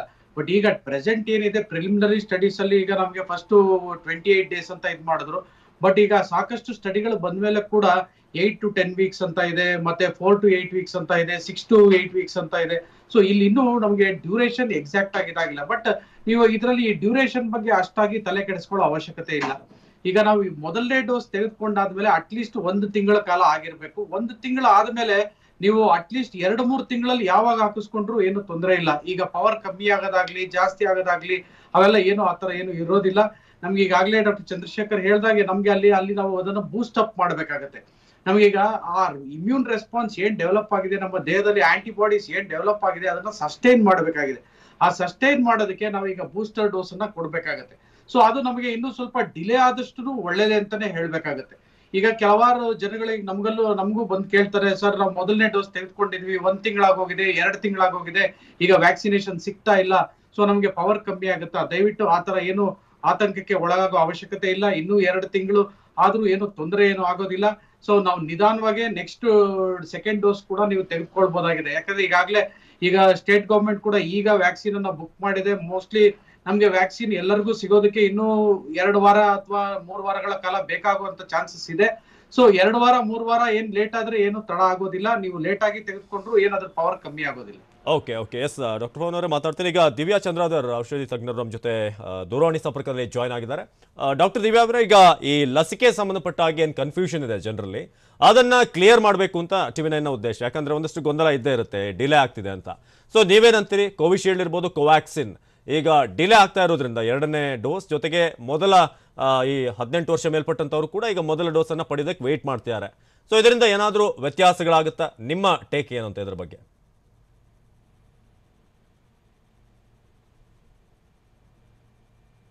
ಡಾಕ್ಟರ್, ನನ್ನ ಧ್ವನಿ ಕೇಳಿಸ್ತಾ ಇದೆಯಾ ನಿಮಗೆ? ಎಸ್, ಸಂಪರ್ಕ ಸಾಧ್ಯ ಆಗಿಲ್ಲ. ಡಾಕ್ಟರ್ ಚಂದ್ರಶೇಖರ್ ಅವ್ರನ್ನ ನಾನು ಒಂದು ಪ್ರಶ್ನೆ ಕೇಳಬೇಕು. ಈಗ ಒಬ್ಬರು ವ್ಯಾಕ್ಸಿನ್ ಪಡೆದಿದ್ದಾರೆ, ಹೋದ ತಿಂಗಳು 1ನೇ ತಾರೀಕು ಪಡೆದಿದ್ದಾರೆ. ಈಗ ಈ 2ನೇ ತಿಂಗಳು ಈಗ ಹೋಗ್ತಾ ಇದೆ, ಈಗ 1 ತಿಂಗಳು ಮುಗ್ದಿದೆ, 2ನೇ ತಿಂಗಳಿಗೆ ಕಾಲಿಟ್ಟಿದೆ. ಈಗೇನಾದರೂ ಒಬ್ಬ ವ್ಯಕ್ತಿಗೆ ಈಗ ಮೊದಲ ಕಳೆದ ತಿಂಗಳು ವ್ಯಾಕ್ಸಿನ್ ಪಡೆದಂಥವ್ರಿಗೆ ಏನಾದರೂ ಕೋವಿಡ್ ಅಟ್ಯಾಕ್ ಆದರೆ, ಏನಾದರೂ ಅವ್ರ ದೇಹ ಸೋಂಕು ಸೇರಿದ್ರೆ ಏನಾಗುತ್ತೆ ಅಂತ ಅವ್ರಿಗೇನಾದರೂ ಆತಂಕ ಇದೆಯಾ? ಲೇಟ್ ಆಗಿದೆ, ಈಗ 2ನೇ ಡೋಸ್ ಕಂಪ್ಲೀಟ್ ಆಗಿದ್ರೆ ಸೇಫ್, ಆ ಥರ ಏನಾದರೂ ಇದೆಯಾ? ಸ್ಟಡಿ ಪ್ರಕಾರ ಫಸ್ಟ್ ಇಂಜೆಕ್ಷನ್ ಅಲ್ಲೇನೆ ಆದಷ್ಟು ಅಡಿಕ್ವೇಟ್ ಪ್ರೊಟೆಕ್ಷನ್ಸ್ ಬರುತ್ತೆ. ಅಂದ್ರೆ ಈ protection may be little lesser, but at least 50-60% first vaccine ತಗೊಂಡಿಟ್ಕಿನ they will get adequate response actually. ಅದರಿಂದ ಫಸ್ಟ್ ವ್ಯಾಕ್ಸಿನ್ ತಗೊಂಡ್ಮೇಲೆ ಬೈ ಬ್ಯಾಡ್ ಲಕ್ ಇನ್ಫೆಕ್ಷನ್ ಬಂದ್ರೆ ಡಿಸೀಸ್ ಕೋರ್ಸು ತುಂಬಾ ಅಗ್ರೆಸಿವ್ ಆಗಿ ಇರೋದಿಲ್ಲ, ಅಗ್ರೆಸಿವ್ ಆಗಿರ್ತಕ್ಕಂತಹ ಚಾನ್ಸಸ್ ಕಡಿಮೆ ಇರುತ್ತೆ. ಅಂದ್ರೆ they will be protected. So ಅದರಿಂದ ಇನ್ನೊಂದು ಸರಿ ಕೆಲವು ಸಲ ನಮ್ಮ ಥಿಂಕ್ ಟ್ಯಾಂಕ್ ಅಲ್ಲಿ when we are discussing with our other colleagues, ನಾವು ಕೆಲವು ಸಲ ಏನ್ ಅನ್ಕೊಳ್ತಾ ಇದ್ವಿ, ಅಟ್ ಲೀಸ್ಟ್ ಒಂದಷ್ಟು ಮೆಜಾರಿಟಿಗೆ ಫಸ್ಟ್ ಡೋಸ್ ಅನ್ನು ಕವರ್ ಮಾಡ್ಕೊಂಡ್ಬಿಟ್ಟು ಸೆಕೆಂಡ್ ಡೋಸ್ ನ ನಿಧಾನಕ್ಕೆ ಕೊಟ್ಟರು ಪ್ರಾಬ್ಲಮ್ ಇಲ್ಲ ಅನ್ಬಿಟ್ಟು. ಅಂದ್ರೆ ಹೇಗೆ ಹೇಳ್ತೀವಿ ಅಂದ್ರೆ ಕಥೆನಲ್ಲಿ ಒಂದಷ್ಟೇ 2-3 ತುತ್ತಿದ್ರೆ ಎಲ್ಲರೂ ಒಂದೊಂದು ತುತ್ತು ತಗೊಂಡು ಸ್ವಲ್ಪ ಹೊತ್ತಿಗೆ ಹಸಿವು ಕಡಿಮೆ ಮಾಡ್ಕೊಂಡು ಫುಲ್ ತುತ್ತು ಬಂದ್ಮೇಲೆ ಪೂರ್ತಿ ತಿನ್ಬಹುದು ಅನ್ನೋ ತರ. ಹೇಗೆ ಅಂದ್ರೆ ಅಟ್ ಲೀಸ್ಟ್ ಒಂದಷ್ಟು ಪಾಪ್ಯುಲೇಷನ್ ಈವನ್ 60-70% ಪ್ರೊಟೆಕ್ಷನ್ ಬಂದ್ರು ಕೂಡ ಸೆಕೆಂಡ್ ಡೋಸ್ ತಗೊಂಡ್ಮೇಲೆ 90% ಪ್ರೊಟೆಕ್ಷನ್ ಬರುತ್ತಲ್ಲ, ಅದನ್ನ ವೆಯ್ಟ್ ಮಾಡ್ಕೋಬಹುದು ಅಂತ ಇನ್ನೊಂದು strategically there is a thought process. So ಅದರಿಂದ ಟೆನ್ಷನ್ ತಗೊಳ್ಳೋದು ಬೇಕಿಲ್ಲ. ಫಸ್ಟ್ ವ್ಯಾಕ್ಸಿನ್ ತಗೊಂಡ್ಮೇಲೆ you get some protection. So ಅದರಿಂದ ಆ ತರದವ್ರಿಗೆ ಇನ್ಫೆಕ್ಷನ್ ಆದ್ರೆ ಇನ್ಫೆಕ್ಷನ್ ಕೂಡ ಮೈಲ್ಡ್ ಆಗಿರುತ್ತೆ. ಅಂದ್ರೆ ವ್ಯಾಕ್ಸಿನ್ ತಗೊಂಡ್ರಿಂದ ಅಗ್ರೆಸಿವ್ ಆಗತಕ್ಕಂತಹ ಚಾನ್ಸಸ್ ಕಡಿಮೆ ಇರುತ್ತೆ. Okay okay okay yes sir, ನಾನು ಮಾತಾಡ್ತೀನಿ ಡಾಕ್ಟರ್. ಈಗ ಭಾಳ ಇನ್ನೊಂದು ಇಂಪಾರ್ಟೆಂಟ್ ಪ್ರಶ್ನೆ ಇದೆ. ಈಗ ನೀವು ಹೇಳಿದ್ರಿ ಸಿವಿಯಾರಿಟಿ ಕಡಿಮೆ ಇರುತ್ತೆ ಅಂತ, ಬಟ್ ಇನ್ನೊಬ್ಬರಿಗೆ ಟ್ರಾನ್ಸ್ಫರ್ ಮಾಡೋದಕ್ಕೆ ಅವರು ಆ ಟೈಮಲ್ಲಿ ಅವರ ದೇಹ ಟ್ರಾನ್ಸ್ಫರ್ ಮಾಡುವಂಥ ಶಕ್ತಿ ಇರುತ್ತಾ? ಅವ್ರಿಗೆ ಸೋಂಕು ಬಂದರೆ ಮತ್ತೊಬ್ಬರಿಗೆ ಅದನ್ನು ಹರಡುವಂಥದ್ದು. ಸೊ ಅದ್ರ ಬಗ್ಗೆ ನಾವು ಮಾತಾಡೋಣ, ಇದ್ರ ಬಗ್ಗೆ ಇಬ್ಬರನ್ನು ಕೂಡ ಕೇಳುವಂಥದ್ದು ಚಿಕ್ಕ ಬ್ರೇಕ್ನ ನಂತರ. ನಾವು ಚರ್ಚೆ ನಡೆಸ್ತಾ ಇದ್ವಿ ವ್ಯಾಕ್ಸಿನ್ ಸಂಬಂಧಪಟ್ಟಂತ ಇರುವಂಥ ಗೊಂದಲ ಏನಿದೆ ಜನರಿಗೆ, ಅದನ್ನು ಕ್ಲಿಯರ್ ಮಾಡಬೇಕು ಅನ್ನೋ ಒಂದು ಉದ್ದೇಶದಿಂದ. ಡಾಕ್ಟರ್ ಪವನ್ ಅವರೇ, ಒಂದು ಪ್ರಶ್ನೆ. ಈಗ ಫಾರ್ ಎಕ್ಸಾಂಪಲ್, ಈಗ ಹೋದ ತಿಂಗಳಿನಲ್ಲಿ 15ನೇ ತಾರೀಕು ಒಬ್ಬನಿಗೆ ಪಾಸಿಟಿವ್ ಬಂದಿರುತ್ತೆ. ಆತನಿಗೆ ಟ್ರೀಟ್ಮೆಂಟ್ ಎಲ್ಲ ಪಡೆದು ನಂತರ ಆತ ಕ್ಲಿಯರ್ ಆಗಿದ್ದಾನೆ. May 1 ಫಾರ್ ಎಕ್ಸಾಂಪಲ್ ಆತ ಕ್ಲಿಯರ್ ಆಗಿದ್ದಾನೆ. ಸೊ ಆತ ವ್ಯಾಕ್ಸಿನ್ ಅನ್ನು ಪಡಿಬೋದಾ? ಈಗ ಪಾಸಿಟಿವ್ ಬಂದು ಆತ ಕ್ಲಿಯರ್ ಆಗಿ ಎಷ್ಟು ದಿನಗಳ ನಂತರ ವ್ಯಾಕ್ಸಿನ್ ಪಡಿಬೋದು? ಮೊದಲ ಡೋಸ್ ಇರ್ಬೋದು ಅಥವಾ ಸೆಕೆಂಡ್ ಡೋಸ್, ಎನಿಥಿಂಗ್, ಯಾವ ರೀತಿ ಯಾವ ಟೈಮಲ್ಲಿ ಪಡಿಬೋದು ಅಂತ? ಈಗ ಯಾರಿಗೆ ಪಾಸಿಟಿವ್ ಬಂತು ಇದಾದಾಗ ತಕ್ಷಣ ಏನು ವ್ಯಾಕ್ಸಿನ್ ತೆಗೆದುಕೊಳ್ಳೋ ಅವಶ್ಯಕತೆ ಇರಲ್ಲ. ಯಾಕಂದ್ರೆ ಸ್ವಲ್ಪ ಅವರಲ್ಲಿ ಆಂಟಿಬಾಡಿ ರೆಸ್ಪಾನ್ಸ್ ಎಲ್ಲ ಬಂದಿರುತ್ತೆ. ಬಟ್ ಅಲ್ಲಿ ನಾವು ಇನ್ನೊಂದು ಕೆಲಸನೂ ಮಾಡ್ಬೋದು. ಏನಂದ್ರೆ ಈಗ ಅವರಲ್ಲಿ ಎಷ್ಟು ಆಂಟಿಬಾಡೀಸ್ ಡೆವಲಪ್ ಆಗಿದೆ, ಆಂಟಿಬಾಡಿ ರೆಸ್ಪಾನ್ಸ್ ಇದೆ ಇಲ್ಲ ಅಂತ ಬ್ಲಡ್ ಟೆಸ್ಟ್ ಮಾಡ್ಕೊಂಡು ನೋಡ್ಕೊಂಡು ಆಮೇಲೆ ವ್ಯಾಕ್ಸಿನೇಷನ್ ತೆಗೆದುಕೊಳ್ಬೇಕಾ ಬೇಡ ಅಂತ ಡಿಸೈಡ್ ಮಾಡ್ಬೋದು. ಇನ್ನೊಂದು ಏನಂದ್ರೆ ಒಂದು 3 to 4 ವೀಕ್ಸ್ ಆದ್ಮೇಲೆ ಈಗ ಯಾರಿಗೆ ಪಾಸಿಟಿವ್ ಬಂದವರಲ್ಲಿ ಮತ್ತೆ ವ್ಯಾಕ್ಸಿನೇಷನ್ ಅನ್ನ ತೆಗೆದುಕೊಳ್ಬಹುದು, ಏನು ತೊಂದರೆ ಇಲ್ಲ. ಈಗ ಪಾಸಿಟಿವ್ ಬಂದಿರೋದಕ್ಕೂ ವ್ಯಾಕ್ಸಿನೇಷನ್ ತೆಗೆದುಕೊಳ್ಳೋದಕ್ಕೂ ಏನಾಗಲ್ಲ. ಈಗ ಎಷ್ಟೋ ಸಲ ಏನಾಗುತ್ತೆ, ನಮ್ಗೆ ಎಷ್ಟೋ ಜನ ಪಾಸಿಟಿವ್ ಬಂದಿರೋರಲ್ಲಿ ಆಂಟಿಬಾಡಿ ರೆಸ್ಪಾನ್ಸ್ ಅಷ್ಟೊಂದು ಸರಿಯಾಗಿ ಬಂದಿರೋದಿಲ್ಲ. ಈಗ ನಾವು ನೋಡಿ ಪಲ್ಸ್ ಪೋಲಿಯೋ ಇವೆಲ್ಲ ಪ್ರೋಗ್ರಾಮ್ ಮಾಡ್ಬೇಕಾದ್ರೆ ಈಗ ಮುಂಚೆ ನಾವು ಪಲ್ಸ್ ಪೋಲಿಯೋ ಹಾಕಿರ್ತೀವಿ, ಬಟ್ ಈವನ್ ದೆನ್ ಎವ್ರಿ ವರ್ಷ ನಾವು ಮತ್ತೆ ಅದನ್ನ ರಿಪೀಟ್ ಮಾಡ್ತಾ ಹೋಗ್ತೀವಿ. ಯಾಕಂದ್ರೆ ಎಷ್ಟೋ ಜನರಲ್ಲಿ ಕೆಲವೊಂದು ಆಂಟಿಬಾಡಿ ರೆಸ್ಪಾನ್ಸ್ ಸರಿಯಾಗಿ ಬಂದಿರಲ್ಲ. ಸೊ ಹಾಗಾಗಿ ನಾವು ಪ್ರತಿಯೊಬ್ಬರಿಗೂ ಈಗ ಒಂದು ಹರ್ಡ್ ಇಮ್ಯುನಿಟಿ ಡೆವಲಪ್ ಮಾಡಬೇಕು ಅಂತಂದಾಗ ನಾವು ಮತ್ತೆ ವ್ಯಾಕ್ಸಿನೇಷನ್ ಅನ್ನ ಕೊಟ್ರೆ ಏನು ಲಾಸ್ ಏನೂ ಆಗೋದಿಲ್ಲ. ಯಾಕಂದ್ರೆ ಇದರಲ್ಲಿ ಮೇನ್ ಉದ್ದೇಶ ಏನಾಗಿರುತ್ತೆ, ಸಾಕಷ್ಟು ಜನಕ್ಕೆ ಒಂದು ಆಂಟಿಬಾಡಿ ರೆಸ್ಪಾನ್ಸ್ ಬಂದು ಒಂದು ಹರ್ಡ್ ಇಮ್ಯುನಿಟಿ ಡೆವಲಪ್ ಆಗಿ ಈ ಇನ್ಫೆಕ್ಷನ್ ಒಬ್ಬರಿಂದ ಒಬ್ಬರಿಗೆ ಸ್ಪ್ರೆಡ್ ಮಾಡೋದನ್ನ ತಡೆಯೋದೇ ಆಗಿರುತ್ತೆ. ಸೊ ಹಾಗಾಗಿ ಯಾರಿಗೆ ಒಂದು ಪಾಸಿಟಿವ್ ಬಂದಿದ್ರೆ ಅದಾಗಿ ಒಂದು 3 to 4 ವೀಕ್ಸ್ ಆದ್ಮೇಲೆ ಅವರು ವ್ಯಾಕ್ಸಿನೇಷನ್ ಅನ್ನ ತೆಗೆದುಕೊಳ್ಬಹುದು. ಓಕೆ ಓಕೆ ಡಾಕ್ಟರ್ ಚಂದ್ರಶೇಖರ್ ಅವರೇ, ಒಂದು ಪ್ರಶ್ನೆ. ಆಗ್ಲೇ ನೀವು ಹೇಳ್ತಾ ಇದ್ರಿ ಈಗ ವ್ಯಾಕ್ಸಿನ್ ಪಡೆದು ಒಂದು 14 ದಿನ 15 ದಿನ ಆದ್ಮೇಲೆ ಅವರಿಗೆ ವೈರಸ್ ಏನಾದರೂ ದೇಹ ಎಂಟರ್ ಆದ್ರೂ ಕೂಡ ಅಷ್ಟು ಸಿವಿಯಾರಿಟಿ ಇರಲ್ಲ ಅಂತ. ಬಟ್ ಆ ವ್ಯಕ್ತಿ ಮತ್ತೊಬ್ಬ ವ್ಯಕ್ತಿಗೆ ಸ್ಪ್ರೆಡ್ ಮಾಡುವಂತ ಶಕ್ತಿಯನ್ನು ಹೊಂದಿರ್ತಾನ ಆ ಸಂದರ್ಭದಲ್ಲಿ? ವ್ಯಕ್ತಿಯ ಮೇಲೆ ಹೋಗೋದಿಲ್ಲ. ಏಕೆ ವೈರಸ್ಸು ಥ್ರೋಟ್ ನಲ್ಲಿ ಕೂತಿದ್ದು ಕೆಮ್ಮಿದಾಗ ಅಥವಾ ಸೀನಿದಾಗ ವೈರಸ್ಸು ಹೊರಕ್ಕೆ ಬರುತ್ತೆ. ಅವನಿಗೆ ಇನ್ಫೆಕ್ಷನ್ ಆದ್ಮೇಲೆ ಅವನಿಗೆ ಸ್ಪ್ರೆಡಿಂಗ್ ಕೇಪಬಿಲಿಟಿ ಸೇಮ್ ಇರುತ್ತೆ. ಯಾಕೆಂದ್ರೆ ವೈರಸ್ ಇನ್ಫೆಕ್ಷನ್ ಇದೆ, ವೈರಸ್ ಥ್ರೋಟ್ ಏರಿಯಾದಲ್ಲಿ ಕೂತಿರುತ್ತೆ. So that's why he will be spreading. ಅಂದ್ರೆ ಓನ್ಲಿ ಒಂದು ಅಡ್ವಾಂಟೇಜ್ ಏನಂತ ಹೇಳಿದ್ರೆ, ವ್ಯಾಕ್ಸಿನೇಟ್ ಆದ್ಮೇಲೆ ಆಫ್ಟರ್ 3 or 4 ವೀಕ್ಸ್ ಆದ್ಮೇಲೆ ಅವ್ರಿಗೆ ವೈರಸ್ ಕ್ಲಿಯರೆನ್ಸ್ ಕೆಪಾಸಿಟಿ ಅಂತ ಏನ್ ಹೇಳ್ತೀವಲ್ಲ, ಈಗ ವ್ಯಾಕ್ಸಿನ್ ಹಾಕೊಳ್ಳದೆ ಹೋದ್ರೆ ಅವ್ರಿಗೆ 7 to 10 days ತಗೊಂಡ್ರೆ ಈ ವ್ಯಾಕ್ಸಿನ್ ತಗೊಂಡವ್ರಿಗೆ they may clear in 3 to 4 days. So ಅದರಿಂದ ಅವ್ರದ್ದು ಸ್ಪ್ರೆಡ್ಡಿಂಗ್ ಟೈಮ್ ಏನಿರುತ್ತೆ it will cut down.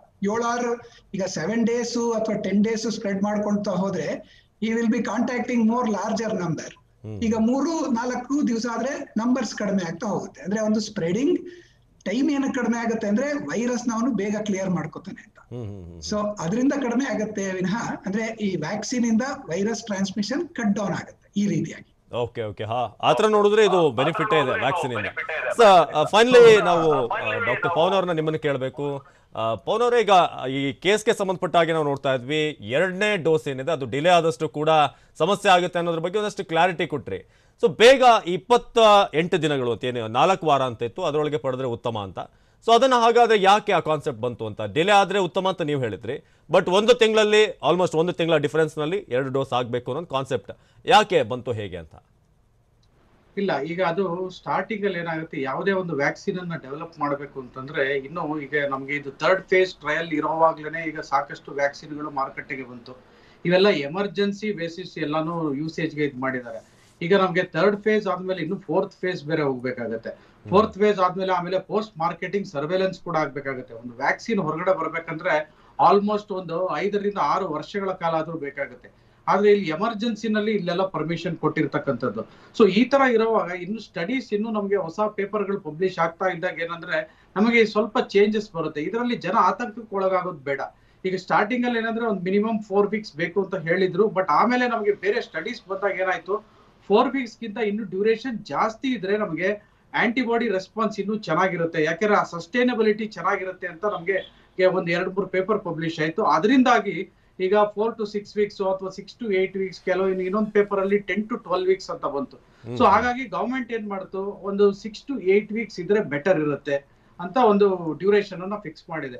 So ಈ ಡ್ಯೂರೇಷನ್ ಬಗ್ಗೆ ಏನು ಆತಂಕ ಬೇಡ. ಪ್ಲಸ್ ಇಲ್ಲಿ ಇನ್ನೊಂದಾಗುತ್ತೆ, ಈಗ 2 ವ್ಯಾಕ್ಸಿನ್ ಅನ್ನ ತೆಗೆದುಕೊಂಡು ಪಾಸಿಟಿವ್ ಆಗಿರತಕ್ಕಂಥವ್ರು ಜಾಸ್ತಿ ಇದೆ. ಇದಕ್ಕೆ ಬೆಸ್ಟ್ ಎಕ್ಸಾಂಪಲ್ ಈಗ ನಾನೇ. ಈಗ ನನಗೆ ಈಗ 2 ಕೋವಿಶೀಲ್ಡ್ 2 ಡೋಸ್ ಅನ್ನು ನಾನು ತೆಗೆದುಕೊಂಡಾಗಿದೆ. ಇದಾದ್ಮೇಲೂ ಕೂಡ ಈಗ ನನಗೆ ಪಾಸಿಟಿವ್ ಬಂತು. ಈ ರೆಸ್ಪಾನ್ಸ್ ಹೆಂಗಾಗತ್ತೆ ಅಂತಂದ್ರೆ, ಈಗ ನಮಗೆ ವ್ಯಾಕ್ಸಿನ್ ತೆಗೆದುಕೊಂಡಾದ್ಮೇಲೆ ಅದ್ರ ಸಿವಿಯರಿಟಿ ಸ್ವಲ್ಪ ಕಮ್ಮಿ ಆಗುತ್ತೆ. ಈಗ ನಾವು ವ್ಯಾಕ್ಸಿನ್ ತೆಗೆದುಕೊಳ್ಳದೆ ಇದ್ದಾಗ ನಮ್ಗೆ ಏನಾದ್ರು ಈಗ ಡಿಸೀಸ್ ಬಂದಾಗ ನಮ್ಗೆ ಎಷ್ಟು ಸಿವಿಯರಿಟಿ ಇರುತ್ತೆ, ತೆಗೆದುಕೊಂಡಾಗ ಅಷ್ಟು ಸಿವಿಯರ್ ಆಗಿರೋದಿಲ್ಲ. ಈಗ ನಮ್ಗೆ ನೋಡಿ 2 ಡೋಸಸ್ ಆದ್ಮೇಲೆ ಕೂಡ ಈಗ ನನಗೆ ಒಂದ್ಸಲ ಫೀವರ್ ಬಂತು, ಚೆಕ್ ಮಾಡಿಸಿದಾಗ ಸಿಟಿ ನಲ್ಲಿ ನಿಮೋನಿಯಾ ಇತ್ತು, ಬಟ್ ಅಷ್ಟು ಸಿವಿಯರಿಟಿ ಇರ್ಲಿಲ್ಲ. ಆಕ್ಸಿಜನ್ ಸ್ಯಾಚುರೇಷನ್ ಚೆನ್ನಾಗಿದೆ, ಬಟ್ ಒಂದೇ ಒಂದು ದಿವಸ ನನಗೆ ಫೀವರ್ ಬಂದು ಫೀವರ್ ಎಲ್ಲ ಪೂರಾ ಕ್ಲಿಯರ್ ಆಯ್ತು. ಆದ್ರೆ ಅಷ್ಟು ಡಿಸೀಸ್ ಸಿವಿಯರ್ ಆಗ್ಲಿಲ್ಲ. ಈಗ ನಾವು ಪೇಷಂಟ್ ಗಳನ್ನ ಕೂಡ ನಾವು ಈಗ ಆನ್ಲೈನ್ ಏನಿದೆ ಹಾಗೇನೆ ನಾವು ಪೇಷಂಟ್ ಗಳನ್ನ ನೋಡ್ತಾ ಇದೀವಿ. ಈಗ ನಾವ್ ಏನೇನು ಕೆಲಸ ಕಾರ್ಯಗಳಿದಾವೆ ಅವನ್ನೆಲ್ಲಾನು ನಾವು ಯಾವ ರೀತಿ ಪ್ರಿಕಾಷನ್ಸ್ ತೆಗೆದುಕೊಂಡು ನೋಡ್ಬೇಕು ಅದನ್ನೆಲ್ಲಾನು ಮಾಡ್ತಾ ಇದೀವಿ. ಹಾಗಾಗಿ ಪ್ರತಿಯೊಬ್ರು ಕೂಡ ವ್ಯಾಕ್ಸಿನ್ ಅನ್ನ ತೆಗೆದುಕೊಳ್ಳೇಬೇಕಾಗಿದೆ. ನಮ್ಗೆ ಇನ್ನೊಂದು, ಈಗ ಗವರ್ಮೆಂಟ್ ಕೂಡ ಇದನ್ನ ತ್ವರಿತಗತಿಯಲ್ಲಿ ಎಲ್ಲರಿಗೂ ಕೂಡ ವ್ಯಾಕ್ಸಿನೇಷನ್ ರೀಚ್ ಆಗೋಗ್ ಮಾಡ್ಬೇಕಾಗತ್ತೆ. ಯಾಕಂದ್ರೆ ನಮ್ಗೆ ಈಗ ಹರ್ಡ್ ಇಮ್ಯುನಿಟಿ ಮಾಡ್ಬೇಕು ಅಂತಂದ್ರೆ ಈಗ ಇದೊಂದೇ ಇರ್ತಕ್ಕಂಥದ್ದು. ಒಂದು 60 to 70% ಪಾಪ್ಯುಲೇಷನ್ ನಾವೀಗ ವ್ಯಾಕ್ಸಿನೇಷನ್ ಕವರ್ ಮಾಡಿದ್ರೆ ಆದಷ್ಟು ಈ ಡಿಸೀಸ್ ಸಿವಿಯರಿಟಿನ ನಾವು ಕಮ್ಮಿ ಮಾಡಬಹುದಾಗಿದೆ. Yes, thank you so much doctor Pavan ಅವರೇ. ಚಂದ್ರಶೇಖರ್ ಅವ್ರನ್ನ ಕೇಳೋದಾದ್ರೆ, ಚಂದ್ರಶೇಖರ್ ಈಗ ಇತ್ತೀಚೆಗೆ ನೋಡ್ತಾ ಇದ್ದೀವಿ, ನಿನ್ನೆ ಅಂತೂ ಸಾವಿನ ಸಂಖ್ಯೆ 346, ಬೆಂಗಳೂರಿನಲ್ಲಿ 580, ಎಂಟೈರ್ ಕರ್ನಾಟಕದಲ್ಲಿ ಆಗಿದೆ. ಮೇ ಬಿ ಇದಕ್ಕೆ ಕಾರಣ, ಇದಕ್ಕೂ ಮತ್ತು ವ್ಯಾಕ್ಸಿನೇಷನ್ ಪ್ರೋಸೆಸ್ಗೆ ಏನಾದರೂ ಲಿಂಕ್ ಇದೆ ಅಂತ ಅನ್ಸುತ್ತಾ? ಏನಾದರೂ ವ್ಯಾಕ್ಸಿನೇಟ್ ಬೇಗ ಆಗಿದ್ರೆ 2 ಡೋಸ್ ಈ ಸಾಧ್ಯತೆಗಳು ಕಡಿಮೆ ಇತ್ತು ಅಂತ, ಈ ಡೆತ್ ರೇಟ್ ಅನ್ನ ನಾವು ಇಳಿಸಬಹುದಾಗಿತ್ತು, ಇದನ್ನ ಹೇಳ್ತೀರಾ ನೀವೇನಾದ್ರೂ? ಹೌದು, ವ್ಯಾಕ್ಸಿನೇಷನ್ ಆಗಿ ಹೋಗಿದ್ರೆ ಡೆತ್ ರೇಟ್ ಕಡಿಮೆ ಮಾಡಬಹುದಿತ್ತು. 2 ರೀತಿಯಲ್ಲಿ ಇದು ಹೆಲ್ಪ್ ಆಗ್ತಿತ್ತು. ಯಾಕೆಂದ್ರೆ ಸಡನ್ ಆಗಿ ಇಷ್ಟು ಸಿವಿಯರ್ ಸರ್ಜ್ ಬಂದಿರೋದ್ರಿಂದ ಏನಾಗಿದೆ ಅಂದ್ರೆ ಹೆಲ್ತ್ ಸಿಸ್ಟಮ್ ಮೇಲೆ ತುಂಬಾ ಸ್ಟ್ರೆಸ್ ಆಗಿದೆ. ಸೊ ಇದರಿಂದ ನಮ್ಮಲ್ಲಿ as I can honestly admit ಒಂದು 10 to 20% ಡೆತ್ ICU ಅಥವಾ ಆಕ್ಸಿಜನ್ ಸಪ್ಲಿಮೆಂಟ್ ರೈಟ್ ಟೈಮ್ ಅಲ್ಲಿ ಸಿಕ್ಕದೆ we have lost them. Okay, ಎರಡನೇದು, ನಮಗೆ ವ್ಯಾಕ್ಸಿನೇಟ್ ಆಗಿದ್ದಿದ್ರೆ ಸಾಕಷ್ಟು ಪೇಷಂಟ್ಸ್ ಇಷ್ಟು ಸಿವಿಯರ್ ಕಾಯಿಲೆಗೆ ಹೋಗ್ತಿರ್ಲಿಲ್ಲ. ಸೊ ಅದರಿಂದ ಆ ನೆಸೆಸಿಟಿ ಬರ್ತಾ ಇರ್ಲಿಲ್ಲ. ಒಂದು, ಇಷ್ಟೊಂದು ಇನ್ಫೆಕ್ಷನ್ ಲೋಡ್ ಬರ್ತಿರ್ಲಿಲ್ಲ. ಬೈ ಚಾನ್ಸ್ ಲೋಡ್ ಬಂದಿದ್ರು ಕೂಡ ಅಷ್ಟೊಂದು ಸಿವಿಯರ್ ಕೇಸಸ್ ಲೋಡ್ ಕಡಿಮೆ ಆಗ್ತಿತ್ತು. ಈ ಎರಡನ್ನು ನಾವು ಅಚೀವ್ ಮಾಡ್ಕೋಬಹುದಿತ್ತು. ಬಟ್ ಏನಂತ ಹೇಳಿದ್ರೆ, ಈ ಲೈಫ್ ಅಲ್ಲಿ 1 ಸೆಕೆಂಡ್ ಮುಂದಕ್ಕೆ ಹೋದ್ರೂ ಕೂಡ ಹಿಂದಕ್ಕೆ ಬರಕ್ ಆಗಲ್ಲ.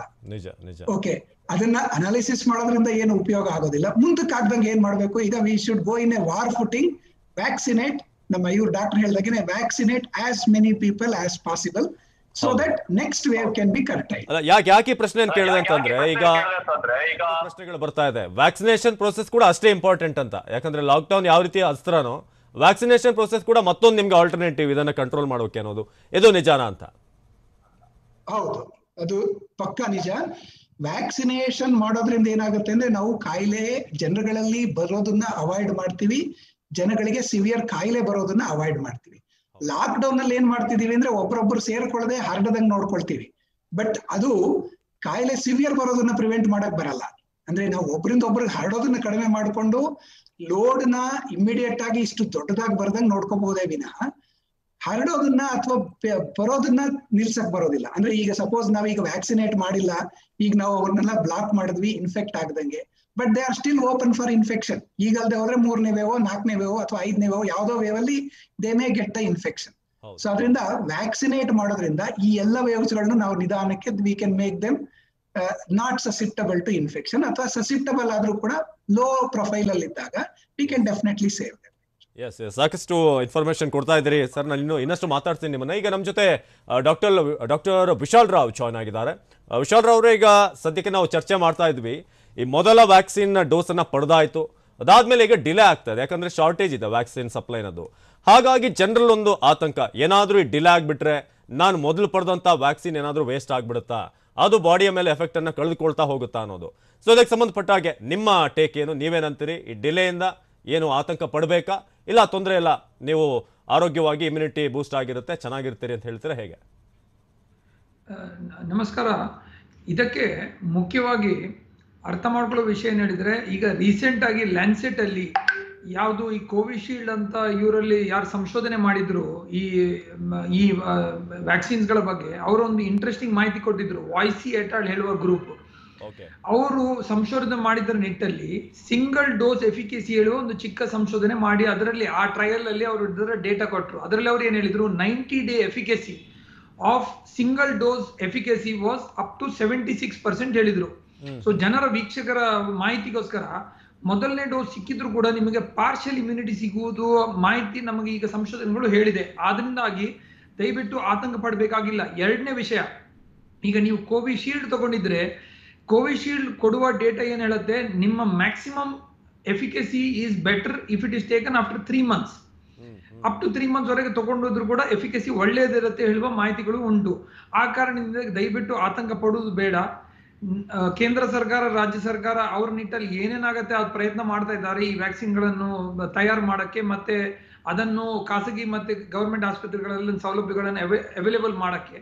ಅದರೊಟ್ಟಿಗೆ ಇನ್ನೊಂದು ಮಾಹಿತಿ ಏನ್ ಹೇಳಿದ್ರೆ, ಅಷ್ಟರವರೆಗೆ ದಯವಿಟ್ಟು ನಿಮ್ಮ ಮಾಸ್ಕ್ ಅನ್ನು 2ನೇ ಲಸಿಕೆ ಹಂಗೆ ಯೂಸ್ ಮಾಡ್ಕೊಳ್ಳಿ. ಯಾಕಂದ್ರೆ ಈ ಸಮಯದಲ್ಲಿ ನಮ್ಮ ಮಾಸ್ಕ್ ಕೂಡ ವ್ಯಾಕ್ಸಿನ್ ಅಷ್ಟೇ ಎಫೆಕ್ಟಿವ್ ಉಂಟು. ಅದಲ್ಲದೆ ಲಸಿಕೆ ತಗೊಂಡವರಲ್ಲಿ ನೀವು ಮಾಸ್ಕ್ ಇನ್ನೂ ಹಾಕೊಳ್ಬೇಕಾಗತ್ತೆ. ಯಾಕಂತ ಹೇಳಿದ್ರೆ ಈ ಲಸಿಕೆಗಳು ಬರೇ ಮಾತ್ರ ಪ್ರೊಟೆಕ್ಷನ್ ಕೊಡುತ್ತೆ, ಪ್ರಿವೆನ್ಷನ್ ಮಾಡಂಗಿಲ್ಲ ಹೇಳುವ ಮಾಹಿತಿಗಳು ಕೂಡ ನಮ್ಮ ಎದುರಿಗೆ ಉಂಟು. ಅಲ್ಲ, ಈಗ ಬಹಳಷ್ಟು ಮಂದಿ ಲಸಿಕೆ ಸಿಗದೆ ಈಗ ಒದ್ದಾಡ್ತಾ ಇದ್ದಾರೆ, ಅವರಿಗೆ ಲಸಿಕೆ ಬೇಕು. ಯಾಕಂದ್ರೆ ಆಲ್ರೆಡಿ ಲಸಿಕೆ ಪಡೆದಿರುವಂಥ ಒಂದು ವರ್ಗ ಇದೆ, ಲಸಿಕೆಗಾಗಿ ವೆಯ್ಟ್ ಮಾಡ್ತಿರುವಂಥ ಒಂದಷ್ಟು ವರ್ಗ ಇದೆ. ಸೊ ಅವ್ರಿಗೆ ಏನಂತೀರಿ ಅಂತ, ಅವ್ರೇನಾದರೂ ಟೆನ್ಷನ್ ಮಾಡ್ಕೊಂಡ್ರೆ ವ್ಯಾಕ್ಸಿನ್ ಹಾಕ್ಸ್ಕೊಳ್ಬೇಕಾಗಿತ್ತು, ನಾವು ಲೇಟ್ ಆಗ್ತಾ ಇದೆ ಅಂಥವ್ರಿಗೆ ಏನು ಹೇಳ್ತೀರಿ, ಅವ್ರೇನು ಮಾಡ್ಬೇಕೀಗ ಅಂತ?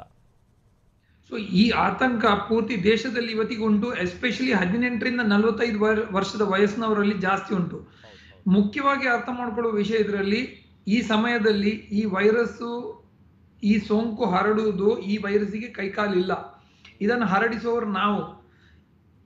ಇದನ್ನು ಹರಡಿಸುವ ರೀತಿಯನ್ನು ನಾವು ನಮ್ಮ ಶ್ವಾಸಕೋಶದಿಂದ ಹರಡಿಸ್ತಾ ಇದ್ದೇವೆ. ದಯವಿಟ್ಟು ಅದಕ್ಕೆ ಮಾಸ್ಕ್ ಅನ್ನು ನಾವು ಕರೆಕ್ಟಾಗಿ ಅಳವಡಿಸಿದ್ರೆ ಅದೇ ನಮ್ಮ ಮೊದಲನೇ ಲಸಿಕೆ. ಅಷ್ಟರವರೆಗೆ ದಯವಿಟ್ಟು ಆತಂಕ ಪಡಬೇಕಾಗಿಲ್ಲ. ನಮ್ಮಂತ ವೈದ್ಯರು 1 ವರ್ಷ ಈಗ ಕೆಲಸ ಮಾಡಿದವರು ಇದ್ದಾರೆ ಕೋವಿಡ್ ವಾರ್ಡ್ಗಳಲ್ಲಿ. ಇದರಲ್ಲಿ ಬರೇ ಮಾತ್ರ 2 ವಿಷಯಗಳಿದಕ್ಕೆ. ಇದು ಸೋಶಿಯೋ ಎಕನಾಮಿಕ್ ವೈರಸ್.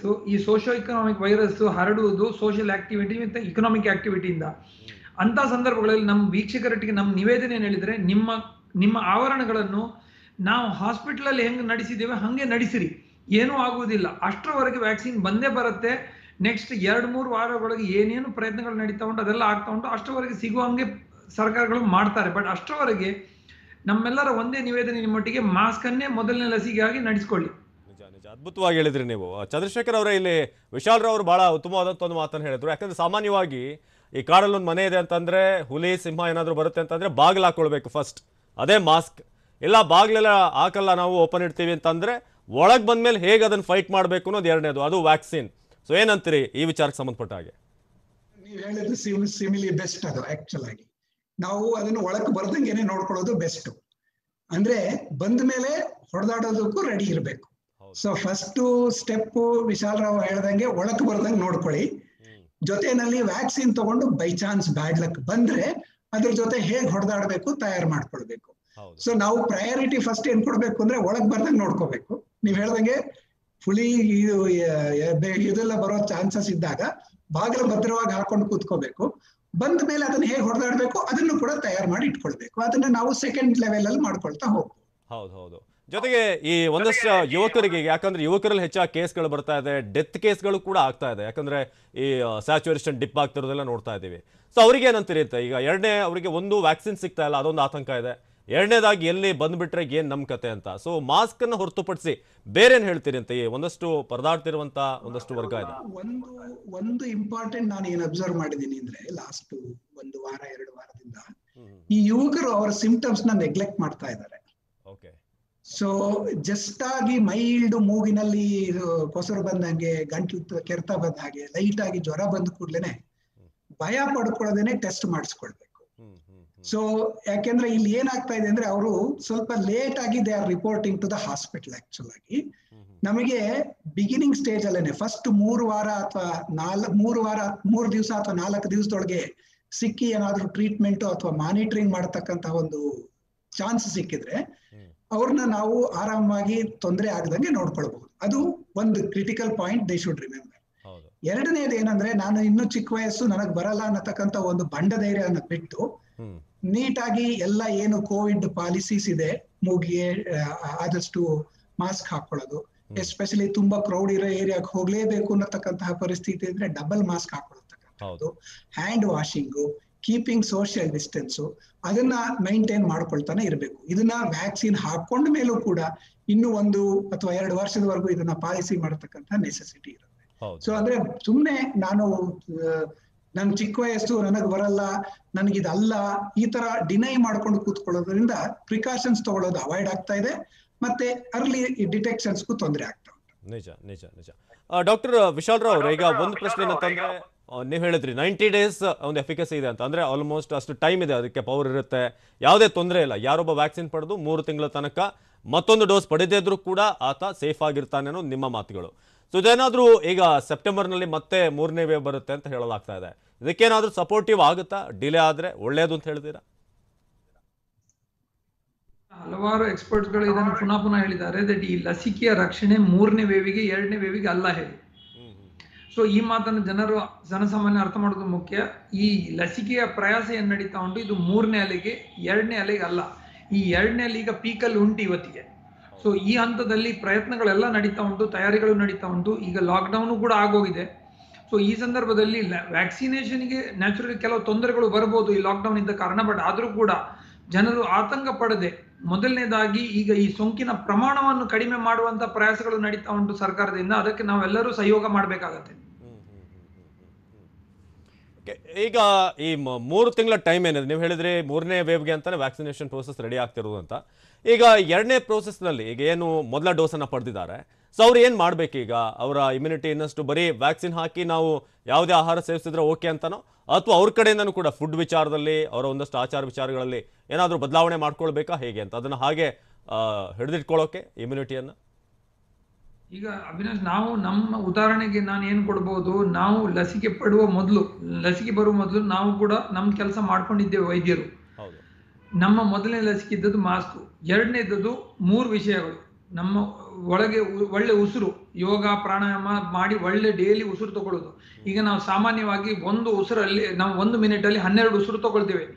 ಪ್ರತಿ 12 ಉಸಿರುಗಳಲ್ಲಿ ಅಟ್ಲೀಸ್ಟ್ ಒಂದು ಒಳ್ಳೆ ಉಸಿರು ಹೊಟ್ಟೆಯಿಂದ ತಗೊಳ್ಳಿ, ಒಳ್ಳೆ ಉಸಿರಲ್ಲಿ ತಗೊಳ್ತಾ ಇರಿ ಆಕ್ಸಿಜನೇಷನ್ ಮಾಡಕ್ಕೆ.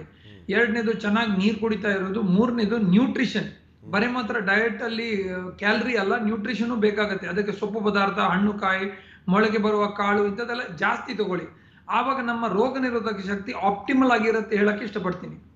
ಅದಲ್ಲದೆ ಮುಖ್ಯವಾಗಿ ನಾನ್ ಕಮ್ಯುನಿಕೇಬಲ್ ಡಿಸೀಸ್ ಇದ್ದವರು, ಅಂದ್ರೆ ಹೃದಯದ ಹಾರ್ಟ್ ಪ್ರಾಬ್ಲಮ್ ಇದ್ದವರಾಗ್ಲಿ, ಡಯಾಬಿಟಿಸ್, ಹೈಪರ್ ಟೆನ್ಷನ್ ಇದ್ದವರಾಗ್ಲಿ, ಅಥವಾ ಬೇರೆ ತರದ ನಾನ್ ಕಮ್ಯುನಿಕೇಬಲ್ ಕಿಡ್ನಿ ಪ್ರಾಬ್ಲಮ್ ಇದ್ದವರಾಗ್ಲಿ, ಅಥವಾ ಕ್ಯಾನ್ಸರ್ ಇದ್ದವರಾಗ್ಲಿ, ಇಂಥ ಪೇಷಂಟ್ಸ್ಗಳು ಅತಿ ಜಾಗ್ರತೆ ತಗೊಳ್ಬೇಕು.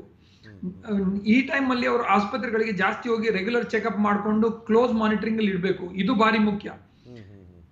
ಸೊ ಈ ಲಾಕ್ಡೌನ್ ಸಮಯ ಆಗ್ಲಿ ಇದರಲ್ಲಿ ಆಗ್ಲಿ ಅವರ ಆರೋಗ್ಯವನ್ನು ರಕ್ಷಣೆ ಮಾಡೋದು ತುಂಬಾ ಮುಖ್ಯ. ಯಾಕಂದ್ರೆ ಈ ಸಮಯದಲ್ಲಿ ನನ್ನ ಅಭಿಪ್ರಾಯದಲ್ಲಿ ಏರ್ಬೋರ್ನ್ ಆಗಿದೆ ಆಲ್ರೆಡಿ ಕೋವಿಡ್ ವೈರಸ್. ಇಂಥ ಸಮಯದಲ್ಲಿ ಅವ್ರದ್ದು ಎಕ್ಸ್ಟ್ರಾ ಪ್ರಿಕಾಷನ್ ತಗೊಳ್ಬೇಕಾಗತ್ತೆ. ಹೌದು ಹೌದು ಹೌದು. ಎಸ್ ಸರ್, ನಾನು ಮಾತಾಡ್ತೀನಿ ನಿಮ್ಮ ಹತ್ರ, ಇನ್ನಷ್ಟು ಇದರ ಬಗ್ಗೆ ಚರ್ಚೆ ಮಾಡುವಂಥದ್ದಿದೆ ಚಿಕ್ಕ ಬ್ರೇಕ್ನ ನಂತರ. Welcome back. ನಾವು ಚರ್ಚೆ ನಡೆಸ್ತಾ ಇದ್ವಿ, ಬಹಳಷ್ಟು ವಿಚಾರಗಳನ್ನ ವೀಕ್ಷಕರಲ್ಲಿದ್ದಂಥ ಗೊಂದಲ ಏನಿದೆ ಇದಕ್ಕೆ ಸಂಬಂಧಪಟ್ಟ ಹಾಗೆ ಅದನ್ನ ಕ್ಲಿಯರ್ ಮಾಡಿದ್ದೀವಿ ಅಂತ ಅನ್ಕೊಂಡಿದ್ದೀವಿ. ಇನ್ನೊಂದಷ್ಟು ವಿಚಾರಗಳಿದೆ ಇದರ ಬಗ್ಗೆ ಚರ್ಚೆ ಮಾಡುವಂಥದ್ದು. ಡಾಕ್ಟರ್ ಚಂದ್ರಶೇಖರ್ ಅವರು, ಇಲ್ಲಿ ಒಂದು ಪ್ರಶ್ನೆ, ಈಗ ವ್ಯಾಕ್ಸಿನ್ ಶಾರ್ಟೇಜ್ ಇದೆ. ಒಂದು ಕಡೆ 18ರಿಂದ 44 ವರ್ಷದವರು ಕೂಡ ವೆಯ್ಟ್ ಮಾಡ್ತಿದ್ದಾರೆ. ಅದರಿಂದ ಮೇಲೆ ಇರುವಂಥವ್ರು, ಅದರ ಮೇಲಿಂದ ಏಜ್ ಇರುವಂಥವ್ರು ಅವರು ಸೆಕೆಂಡ್ ಡೋಸ್ಗೆ ಕಾಯ್ತಾ ಇದ್ದಾರೆ. ಸೊ ಈಗ ವ್ಯಾಕ್ಸಿನ್ ಬಂದಂಥ ಸಂದರ್ಭದಲ್ಲಿ ಪ್ರಿಫರೆನ್ಸ್ ಯಾರಿಗಿರಬೇಕು ಅಂತ? ಯಾಕಂದರೆ ಒಂದು ಕಡೆ ಯಂಗ್ಸ್ಟರ್ಸಲ್ಲಿ ಇಮ್ಯುನಿಟಿ ಚೆನ್ನಾಗಿರುತ್ತೆ, ಹಾಗಾಗಿ ಕ್ಯಾನ್ ದೆ ವೆಯ್ಟ್ ಅಥವಾ ಇಲ್ಲ ಒಂದು ಡೋಸ್ ಓಕೆ ನಡೆಯುತ್ತೆ ಈ 45 ಮೇಲ್ಪಟ್ಟಂಥವ್ರಿಗೂ, ಈ 18 to 44 ಅವರೇ ಫಸ್ಟ್ ಪ್ರಾಮಿನೆನ್ಸ್ ಕೊಡಬೇಕಾ ಹೇಗೆ ಅಂತ? ಇಲ್ಲ, ಆಕ್ಚುಲ್ ಆಗಿ ಐ ಥಿಂಕ್ ನಮ್ಮ ಹಿಂದೆ ಏನು ಪ್ರಿಫರೆನ್ಷಿಯಲ್ ಸ್ಟ್ರಾಟಜಿ ತಗೊಂಡ್ರಿ, ನನಗನ್ಸುತ್ತೆ ಅದು ಮಾಡಿದ ದೊಡ್ಡ ತಪ್ಪಿರಬಹುದೇನೋ ಅಂತ. ಯಾಕೆಂದ್ರೆ ಈ ಪ್ರಿಫರೆನ್ಷಿಯಲ್ ಸ್ಟ್ರಾಟಜಿಯಿಂದ ಏನಾಗಿದೆ ಅಂತ ಹೇಳಿದ್ರೆ, ಈಗ ನಮ್ಮ ಈ ಒಂದು ಸೆಕೆಂಡ್ ವೇವ್ ಅಲ್ಲಿ we are losing a lot of younger generation, younger patients actually. So ನನಗೇನ್ ಅನ್ಸುತ್ತೆ, ಯಾವ ಸ್ಪೆಸಿಫಿಕ್ ಪ್ರಯಾರಿಟಿ ಇಲ್ಲದೆ ಯಾರು ಹೈಲಿ ವಲ್ನರಬಲ್ ಪಾಪ್ಯುಲೇಷನ್ಸ್ ಟೈಪ್ ಅನ್ಸ್ತಾರೆ ಅವ್ರಿಗೆಲ್ಲರಿಗೂ ವ್ಯಾಕ್ಸಿನೇಟ್ ಕೊಡ್ಕೊಳ್ತಾ ಹೋಗ್ಬೇಕು. ಸೊ ಈಗ ಏನಾಗುತ್ತೆ ಅಂತ ಹೇಳಿದ್ರೆ, ಈ especially youngsters, young age group, youth groups, ಈ ವರ್ಕಿಂಗ್ ಪಾಪ್ಯುಲೇಷನ್ಸ್ ಏನಿದೆ ಅವ್ರನ್ನ ಪ್ರಿಫರೆನ್ಷಿಯಲ್ ಆಗಿ ವ್ಯಾಕ್ಸಿನೇಟ್ ಮಾಡೋದು ಉತ್ತಮ.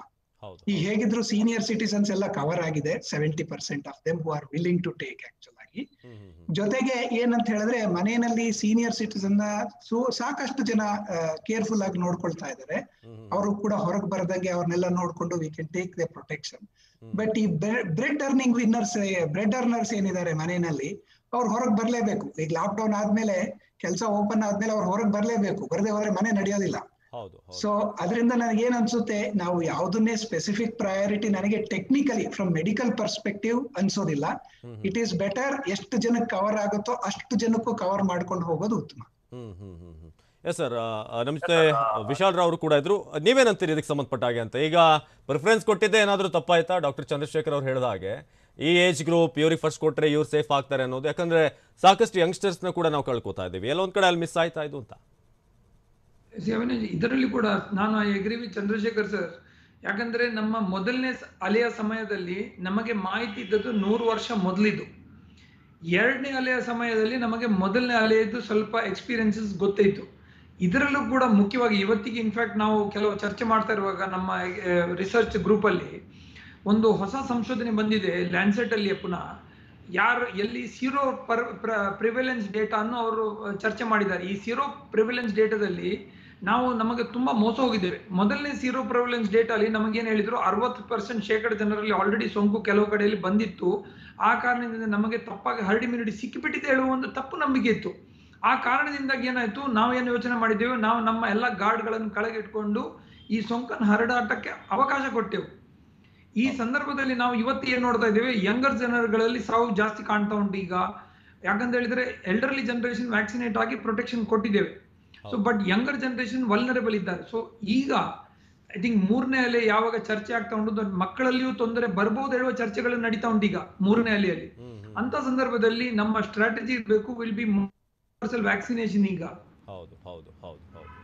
Thank you so much doctor Vishal Rao ಅವರೇ. ಕೊನೆಯದಾಗಿ ಡಾಕ್ಟರ್ ಚಂದ್ರಶೇಖರ್ ಅವರೇ, ಕೊನೆಯ ರಿಯಾಕ್ಷನ್ ಜೊತೆಗೆ ಜನರಿಗೆ ನೀವು ಏನು ಹೇಳಕ್ ಬಯಸ್ತೀರಿ? ಇನ್ನೂ ಕೂಡ ಕೆಲವೊಂದಷ್ಟು ಜನರಿಗೆ ವ್ಯಾಕ್ಸಿನ್ ಅಂದ್ರೆ ಸ್ವಲ್ಪ ಹಿಂಜರಿಕೆ ಇದೆ, ಏನಾಗುತ್ತೋ ಏನೋ ಸೈಡ್ ಎಫೆಕ್ಟ್ಸ್ ಇದೆಯಾ ಅಂತ ಒಂದದು. ಎರಡನೇದಾಗಿ ಫೈನಲಿ ಈ ಡಿಲೇ ಆದರೆ, ಮೊದಲ ಡೋಸ್ ಪಡ್ಕೊಂಡಿದ್ದಾರೆ 45 ವರ್ಷ ಮೇಲ್ಪಟ್ಟಂಥವ್ರು, ಅವ್ರಿಗೆ ಏನು ಹೇಳ್ತೀರಿ? ಡಿಲೇ ಆದರೆ ಏನಾದರೂ ಸಮಸ್ಯೆ ಇದೆಯಾ ಅಥವಾ ಡೋಂಟ್ ವರಿ ಅಂತೀರಾ? ಮೊದಲನೇದು, ಯಾವುದೇ ಹೆಸಿಟೇಷನ್ ಇಲ್ಲದೆ ಎಲ್ಲರೂ ವ್ಯಾಕ್ಸಿನ್ ತಗೊಳ್ಬೇಕು. ಐ ಸಜೆಸ್ಟ್ ಎಲ್ಲರೂ ತಾವೇ ಸ್ವತಃವಾಗಿ ತಮ್ಮ ಟೈಮ್ಗೆ ಬಂದ ಹಾಗೆ ಬಂದು ತಗೊಂಡು ಹೋಗಿ. ನುಗ್ಗಕ್ಕೆ ಹೋಗ್ಬೇಡಿ, ನುಗ್ಗಲು ಮಾಡಿ ಅಲ್ಲೊಂದು ದೊಡ್ಡ ಇನ್ನೊಂದು ಕಂಟ್ಯಾಮಿನೆಂಟ್ ಝೋನ್ ಮಾಡಕ್ ಹೋಗ್ಬೇಡಿ. ಕ್ಲೀನ್ ಆಗಿ ಕ್ಯೂ ಅಪ್ ಮಾಡಿಕೊಂಡು ಟೈಮ್ ಟು ಟೈಮ್ ತಮ್ಮ ಕಾಲ್ ಬಂದಾಗ ವ್ಯಾಕ್ಸಿನ್ ಹಾಕ್ಸ್ಕೊಳ್ಳಿ. ಯಾವುದೇ ಹಿಂಜರಿಯೋದ್ರಿಂದ ನೀವು ದೊಡ್ಡ ತಪ್ಪು ನಿಮಗಷ್ಟೇ ಅಲ್ಲ, ನಮ್ಮ ಬೇರೆ ನಿಮ್ಮ ಸೊಸೈಟಿಗೂ ಕೂಡ ತಪ್ಪು ಮಾಡ್ತಿದ್ರೆ. ಯಾಕಂದ್ರೆ ನಿಮಗೆ ಇನ್ಫೆಕ್ಷನ್ ಬಂದ್ರೆ ನೀವ್ ಇನ್ನೊಂದು 20-30 ಜನಕ್ಕೆ ಕಾಂಟ್ರಾಕ್ಟ್ ಮಾಡ್ತೀರಾ. ಅದರಿಂದ ನೀವು ನಾನು ತಗೊಳ್ಳಿಲ್ಲ, ನಾನು ಉಳ್ಕೊಳ್ತೀನಿ, ನನಗ್ ತೊಂದರೆ ಆಗಲ್ಲ ಅನ್ನೋದನ್ನ ಬಿಟ್ಟು ಎಲ್ರು ವ್ಯಾಕ್ಸಿನ್ ತಗೊಳ್ಬೇಕು. ಎರಡನೇದು, ನಾನು ಮೊದಲೇ ಹೇಳಿದಂಗೆ 4 ವಾರ ಆದಮೇಲೆ 12 ವಾರದ ಒಳಗೆ ಯಾವಾಗ ವ್ಯಾಕ್ಸಿನ್ ತಗೊಂಡ್ರು ಅದರದ್ದು ಸೇಮ್ ಬೆನಿಫಿಟ್ ಇರುತ್ತೆ. ಈವನ್ ಇನ್ನೊಂದು 4 ವಾರ ಮುಂದಕ್ಕೆ ಹೋದ್ರು ಕೂಡ ಏನು ದೊಡ್ಡ ತಾಪತ್ರೆ ಆಗೋದಿಲ್ಲ. ಅದರಿಂದ ಸುಮ್ನೆ ಅನ್ನೆಸೆಸರಿ ಟೆನ್ಷನ್ ತಗೊಂಡು ಅಯ್ಯೋ ನನಗೆ ಆಗದೆ ಹೋದ್ರೆ ಮತ್ತೆ ತಗೋಬೇಕಾ ಆ ತರದ್ದೇನು ಚಿಂತೆ ತಗೋಬೇಡಿ. ಕ್ಲೀನ್ ಆಗಿ ತಮ್ಮ ಸರದಿ ಬಂದಾಗ ಅದನ್ನ ತಗೊಳ್ಳಿ. ಬೈ ಚಾನ್ಸ್ ನಿಮ್ಮ ಮುಂದೆ ಇನ್ನೊಬ್ಬ ವ್ಯಾಕ್ಸಿನ್ ಆಗದೆ ಇರೋನು ಇದ್ರೆ ಅವ್ನಿಗೆ ಪ್ರಯಾರಿಟಿ ಕೊಟ್ಬಿಟ್ಟು ಅವ್ನು ಹಾಕಿಸ್ಕೊಳ್ಳಿ. ನೀವು ಆಮೇಲೆ 1 ವಾರ 2 ವಾರ ಈ ಕಡೆ ಹಿಂದೆ ಮುಂದೆ ಮಾಡ್ಕೊಂಡ್ರು ಕೂಡ ಹಾಕಿಸ್ಕೊಳ್ಳಿ 2ನೇ ವ್ಯಾಕ್ಸಿನ್. ಬಟ್ ಅಷ್ಟೊಂದು ಟೆನ್ಷನ್ ತಗೊಳೋದ್ ಬೇಕಿಲ್ಲ. ನನಗೆ ಸಿಕ್ಲಿಲ್ಲ, ನನ್ಗೇನಾದ್ರೂ ಆಗೋಗುತ್ತೆ ಆ ತರ ಅನ್ಕೋಬೇಡಿ. ಮೊದಲನೇ ವ್ಯಾಕ್ಸಿನ್ ಅಲ್ಲೂ ಕೂಡ ಅಡಿಕ್ವೇಟ್ ಪ್ರೊಟೆಕ್ಷನ್ ಇರುತ್ತೆ. ಆ ಪ್ರೊಟೆಕ್ಷನ್ ಅಂತ ನಿಮ್ಗೆ ಹೆಲ್ಪ್ ಆಗುತ್ತೆ. Yes, thank you so much sir. ಇದುವರೆಗೆ ಸಾಕಷ್ಟು ಮಾಹಿತಿಯನ್ನು ಪಡೆದ್ವಿ. ಇದು ಈಗ ಸದ್ಯಕ್ಕೆ ನಿಮ್ಗೆಲ್ರಿಗೂ ಕೂಡ ಒಂದು ಗೊಂದಲ ಆಯಿತು. ಫಸ್ಟ್ ವ್ಯಾಕ್ಸಿನ್ ಪಡೆದವರಿಗೆ 2 ಡೋಸ್ ಏನಿದೆ, 2ನೇ ಡೋಸ್ ಈಗ ಮೀಸಲಿರುತ್ತೆ. 100% ಲಸಿಕೆ 2ನೇ ಡೋಸ್ ನೀಡಲು ಬಳಸಲು ಸೂಚನೆ. ಆ ಕಾರಣದಿಂದ ಯಾವುದೇ ಗೊಂದಲ ಬೇಡ. ಇದಕ್ಕೆ ಸಂಬಂಧಪಟ್ಟ ಹಾಗೆ ಬಿಬಿಎಂಪಿ ಮತ್ತು ರಾಜ್ಯದ ಎಲ್ಲಾ ಜಿಲ್ಲಾಡಳಿತಗಳಿಗೂ ಕೂಡ ಸೂಚನೆ, 2ನೇ ಡೋಸ್ಗೆ ಲಸಿಕೆ ಮೀಸಲಿಡೋದಕ್ಕೆ. ರಾಷ್ಟ್ರೀಯ ಆರೋಗ್ಯ ಅಭಿಯಾನದ ನಿರ್ದೇಶಕರಿಂದ ಸೂಚನೆ ಬಂದಿದೆ. 2ನೇ ಡೋಸ್ ಸಂಬಂಧಪಟ್ಟ ಹಾಗೆ ಆದಷ್ಟು ಬೇಗ ಗೊಂದಲ ಕ್ಲಿಯರ್ ಆಗಬೇಕು. ಮೊದಲ ಡೋಸ್ ಲಸಿಕೆ ನೀಡೋದನ್ನ ನಿಲ್ಲಿಸುತ್ತಾ ಸರ್ಕಾರ? ಹಾಗಾದ್ರೆ ಇದನ್ನ ಈಗ ಕಾದು ನೋಡಬೇಕಾಗಿದೆ, ಹೇಗೆ ಏನು ಅನ್ನೋದು. 2ನೇ ಡೋಸ್ ನೀಡಲು ಲಸಿಕೆ ಏನಾದ್ರೂ ಮೀಸಲಿಡುತ್ತಾ ಸರ್ಕಾರ?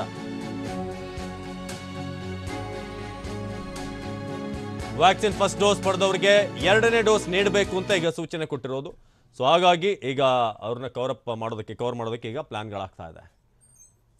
ಕಿರಣ್ ಈ ಬಗ್ಗೆ ಹೆಚ್ಚಿನ ಮಾಹಿತಿಯನ್ನು ನೀಡ್ತಾರೆ. ಕಿರಣ್, ಏನೀಗ ಸರ್ಕಾರಕ್ಕೆ ಈಗ ಜೊತೆಗೆ ಈ ಸೂಚನೆ ಕೊಟ್ಟಿರೋದು ಈ ಸಂಬಂಧಪಟ್ಟಂತ ಡಿಪಾರ್ಟ್ಮೆಂಟ್ಗಳಿಗೆ ಏನು ಅಂತ? ಈಗ ಫಸ್ಟ್ ಡೋಸ್ ಪಡೆದಂಥವ್ರಿಗೆ ಹಾಗಾದ್ರೆ ಸೆಕೆಂಡ್ ಡೋಸ್ ಫಿಕ್ಸ್ ಅಂತಾನ? ಈ 18ರಿಂದ 44 ಅವರ ವಿಚಾರ ಏನು?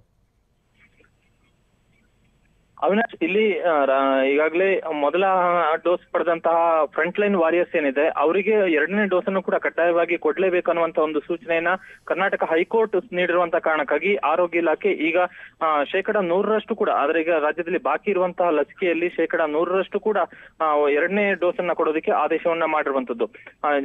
ಈ ಒಂದು 70% ಆರೋಗ್ಯ ಕಾರ್ಯಕರ್ತರು ಮತ್ತು 60% ಮುಂಚೂಣಿ ಕಾರ್ಯಕರ್ತರನ್ನ ಅವರಿಗೆ 2ನೇ ಡೋಸ್ ಲಸಿಕೆನ ಕೊಡಲಾಗಿತ್ತು. ಆದ್ರೆ ಒಂದಷ್ಟು ಫ್ರಂಟ್ ಲೈನ್ ವಾರಿಯರ್ಸ್ ಇನ್ನೂ ಕೂಡ ಬಾಕಿ ಆಗಿದ್ರು. ಹೀಗಾಗಿ ಅವರಿಗೆ ಕೊಡೋದಕ್ಕೆ ಲಸಿಕೆಗಳ ಅಭಾವ ಕೂಡ ಉಂಟಾಗಿತ್ತು. ಈ ವಿಚಾರವೂ ಕೂಡ ಸರ್ಕಾರ ಈ ಇರುವಂತಹ ರಾಜ್ಯದಲ್ಲಿ ಈಗ ಸಂಗ್ರಹ ಇರುವಂತಹ ಲಸಿಕೆಯಲ್ಲಿ ಮೊದಲ ಡೋಸ್ ಅನ್ನ ಕೊಟ್ಟವರಿಗೆ 2ನೇ ಡೋಸ್ ಅನ್ನ ಕೊಡುವಂತಹ ವಿಚಾರವನ್ನ ಒಂದಷ್ಟು ಬಾಕಿ ಇರಿಸುವಂತ ಪ್ರಕ್ರಿಯೆಯನ್ನು ಕೂಡ ನಡೆಸಿತ್ತು. ಅಂದ್ರೆ ಇರುವಂತಹ ಲಸಿಕೆಯಲ್ಲಿ 30%ನ್ನ ಉಳಿದಂತೆ ಮೊದಲನೇ ಡೋಸ್ ಕೊಡೋದಕ್ಕೆ ಯೋಚನೆಯನ್ನ ಸರ್ಕಾರ ಮಾಡಿತ್ತು. ಆದ್ರೆ ಈಗ ಕೋರ್ಟ್ ಆದೇಶ ಆಗಿರುವಂತಹ ಕಾರಣಕ್ಕಾಗಿ ಬಾಕಿ ಇರುವಂತಹ ಲಸಿಕೆಯ ಪೈಕಿ 100% ಕೂಡ 2ನೇ ಡೋಸ್ ಅನ್ನ ಕೊಡೋದಕ್ಕೆ ಕೋರ್ಟ್ ಆದೇಶ ಮಾಡಿತ್ತು. ಹಾಗಾಗಿ ಈಗ ರಾಷ್ಟ್ರೀಯ ಲಸಿಕಾ ಆರೋಗ್ಯ ಅಭಿಯಾನದಿಂದ ಈ ಸುತ್ತೋಲೆಯನ್ನು ಹೊರಡಿಸಲಾಗಿದೆ. ಬಿಬಿಎಂಪಿ ಮತ್ತು ಎಲ್ಲಾ ಜಿಲ್ಲಾಡಳಿತಗಳಿಗೆ 2ನೇ ಡೋಸ್ ಲಸಿಕೆಯನ್ನು ಕಡ್ಡಾಯವಾಗಿ ಕೊಡ್ಲೇಬೇಕನ್ನುವಂತ ಆದೇಶವನ್ನು ಕೊಟ್ಟಿರುವಂತಹ ಕಾರಣಕ್ಕಾಗಿ ಈ ಸುತ್ತೋಲೆಯನ್ನು ಹೊರಡಿಸಿರುವಂತದ್ದು.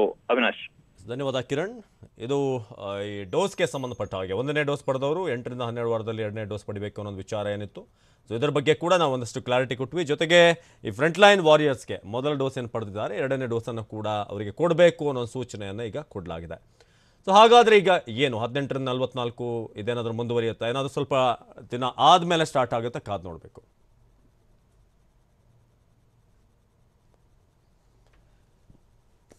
ಎಸ್, ಈ 1 ತಾಸಿನಲ್ಲಿ ನಿಮ್ಮ ಒಂದಷ್ಟು ಗೊಂದಲಗಳಿಗೆ ನಾವು ಕ್ಲಾರಿಟಿ ಕೊಟ್ಟಿದ್ದೀವಿ ಅಂತ ಅಂದ್ಕೊಂಡಿದ್ದೀವಿ. 2ನೇ ಡೋಸ್ ಲೇಟ್ ಆದರೂ ಕೂಡ ಟೆನ್ಷನ್ ಮಾಡ್ಕೊಳ್ಬೇಡಿ. ಮೊದಲು ನೀವು ಭಯ ಬಿಡಿ, ಯಾವುದೇ ರೀತಿಯಾದಂಥ ಟೆನ್ಷನ್ ಬೇಡ.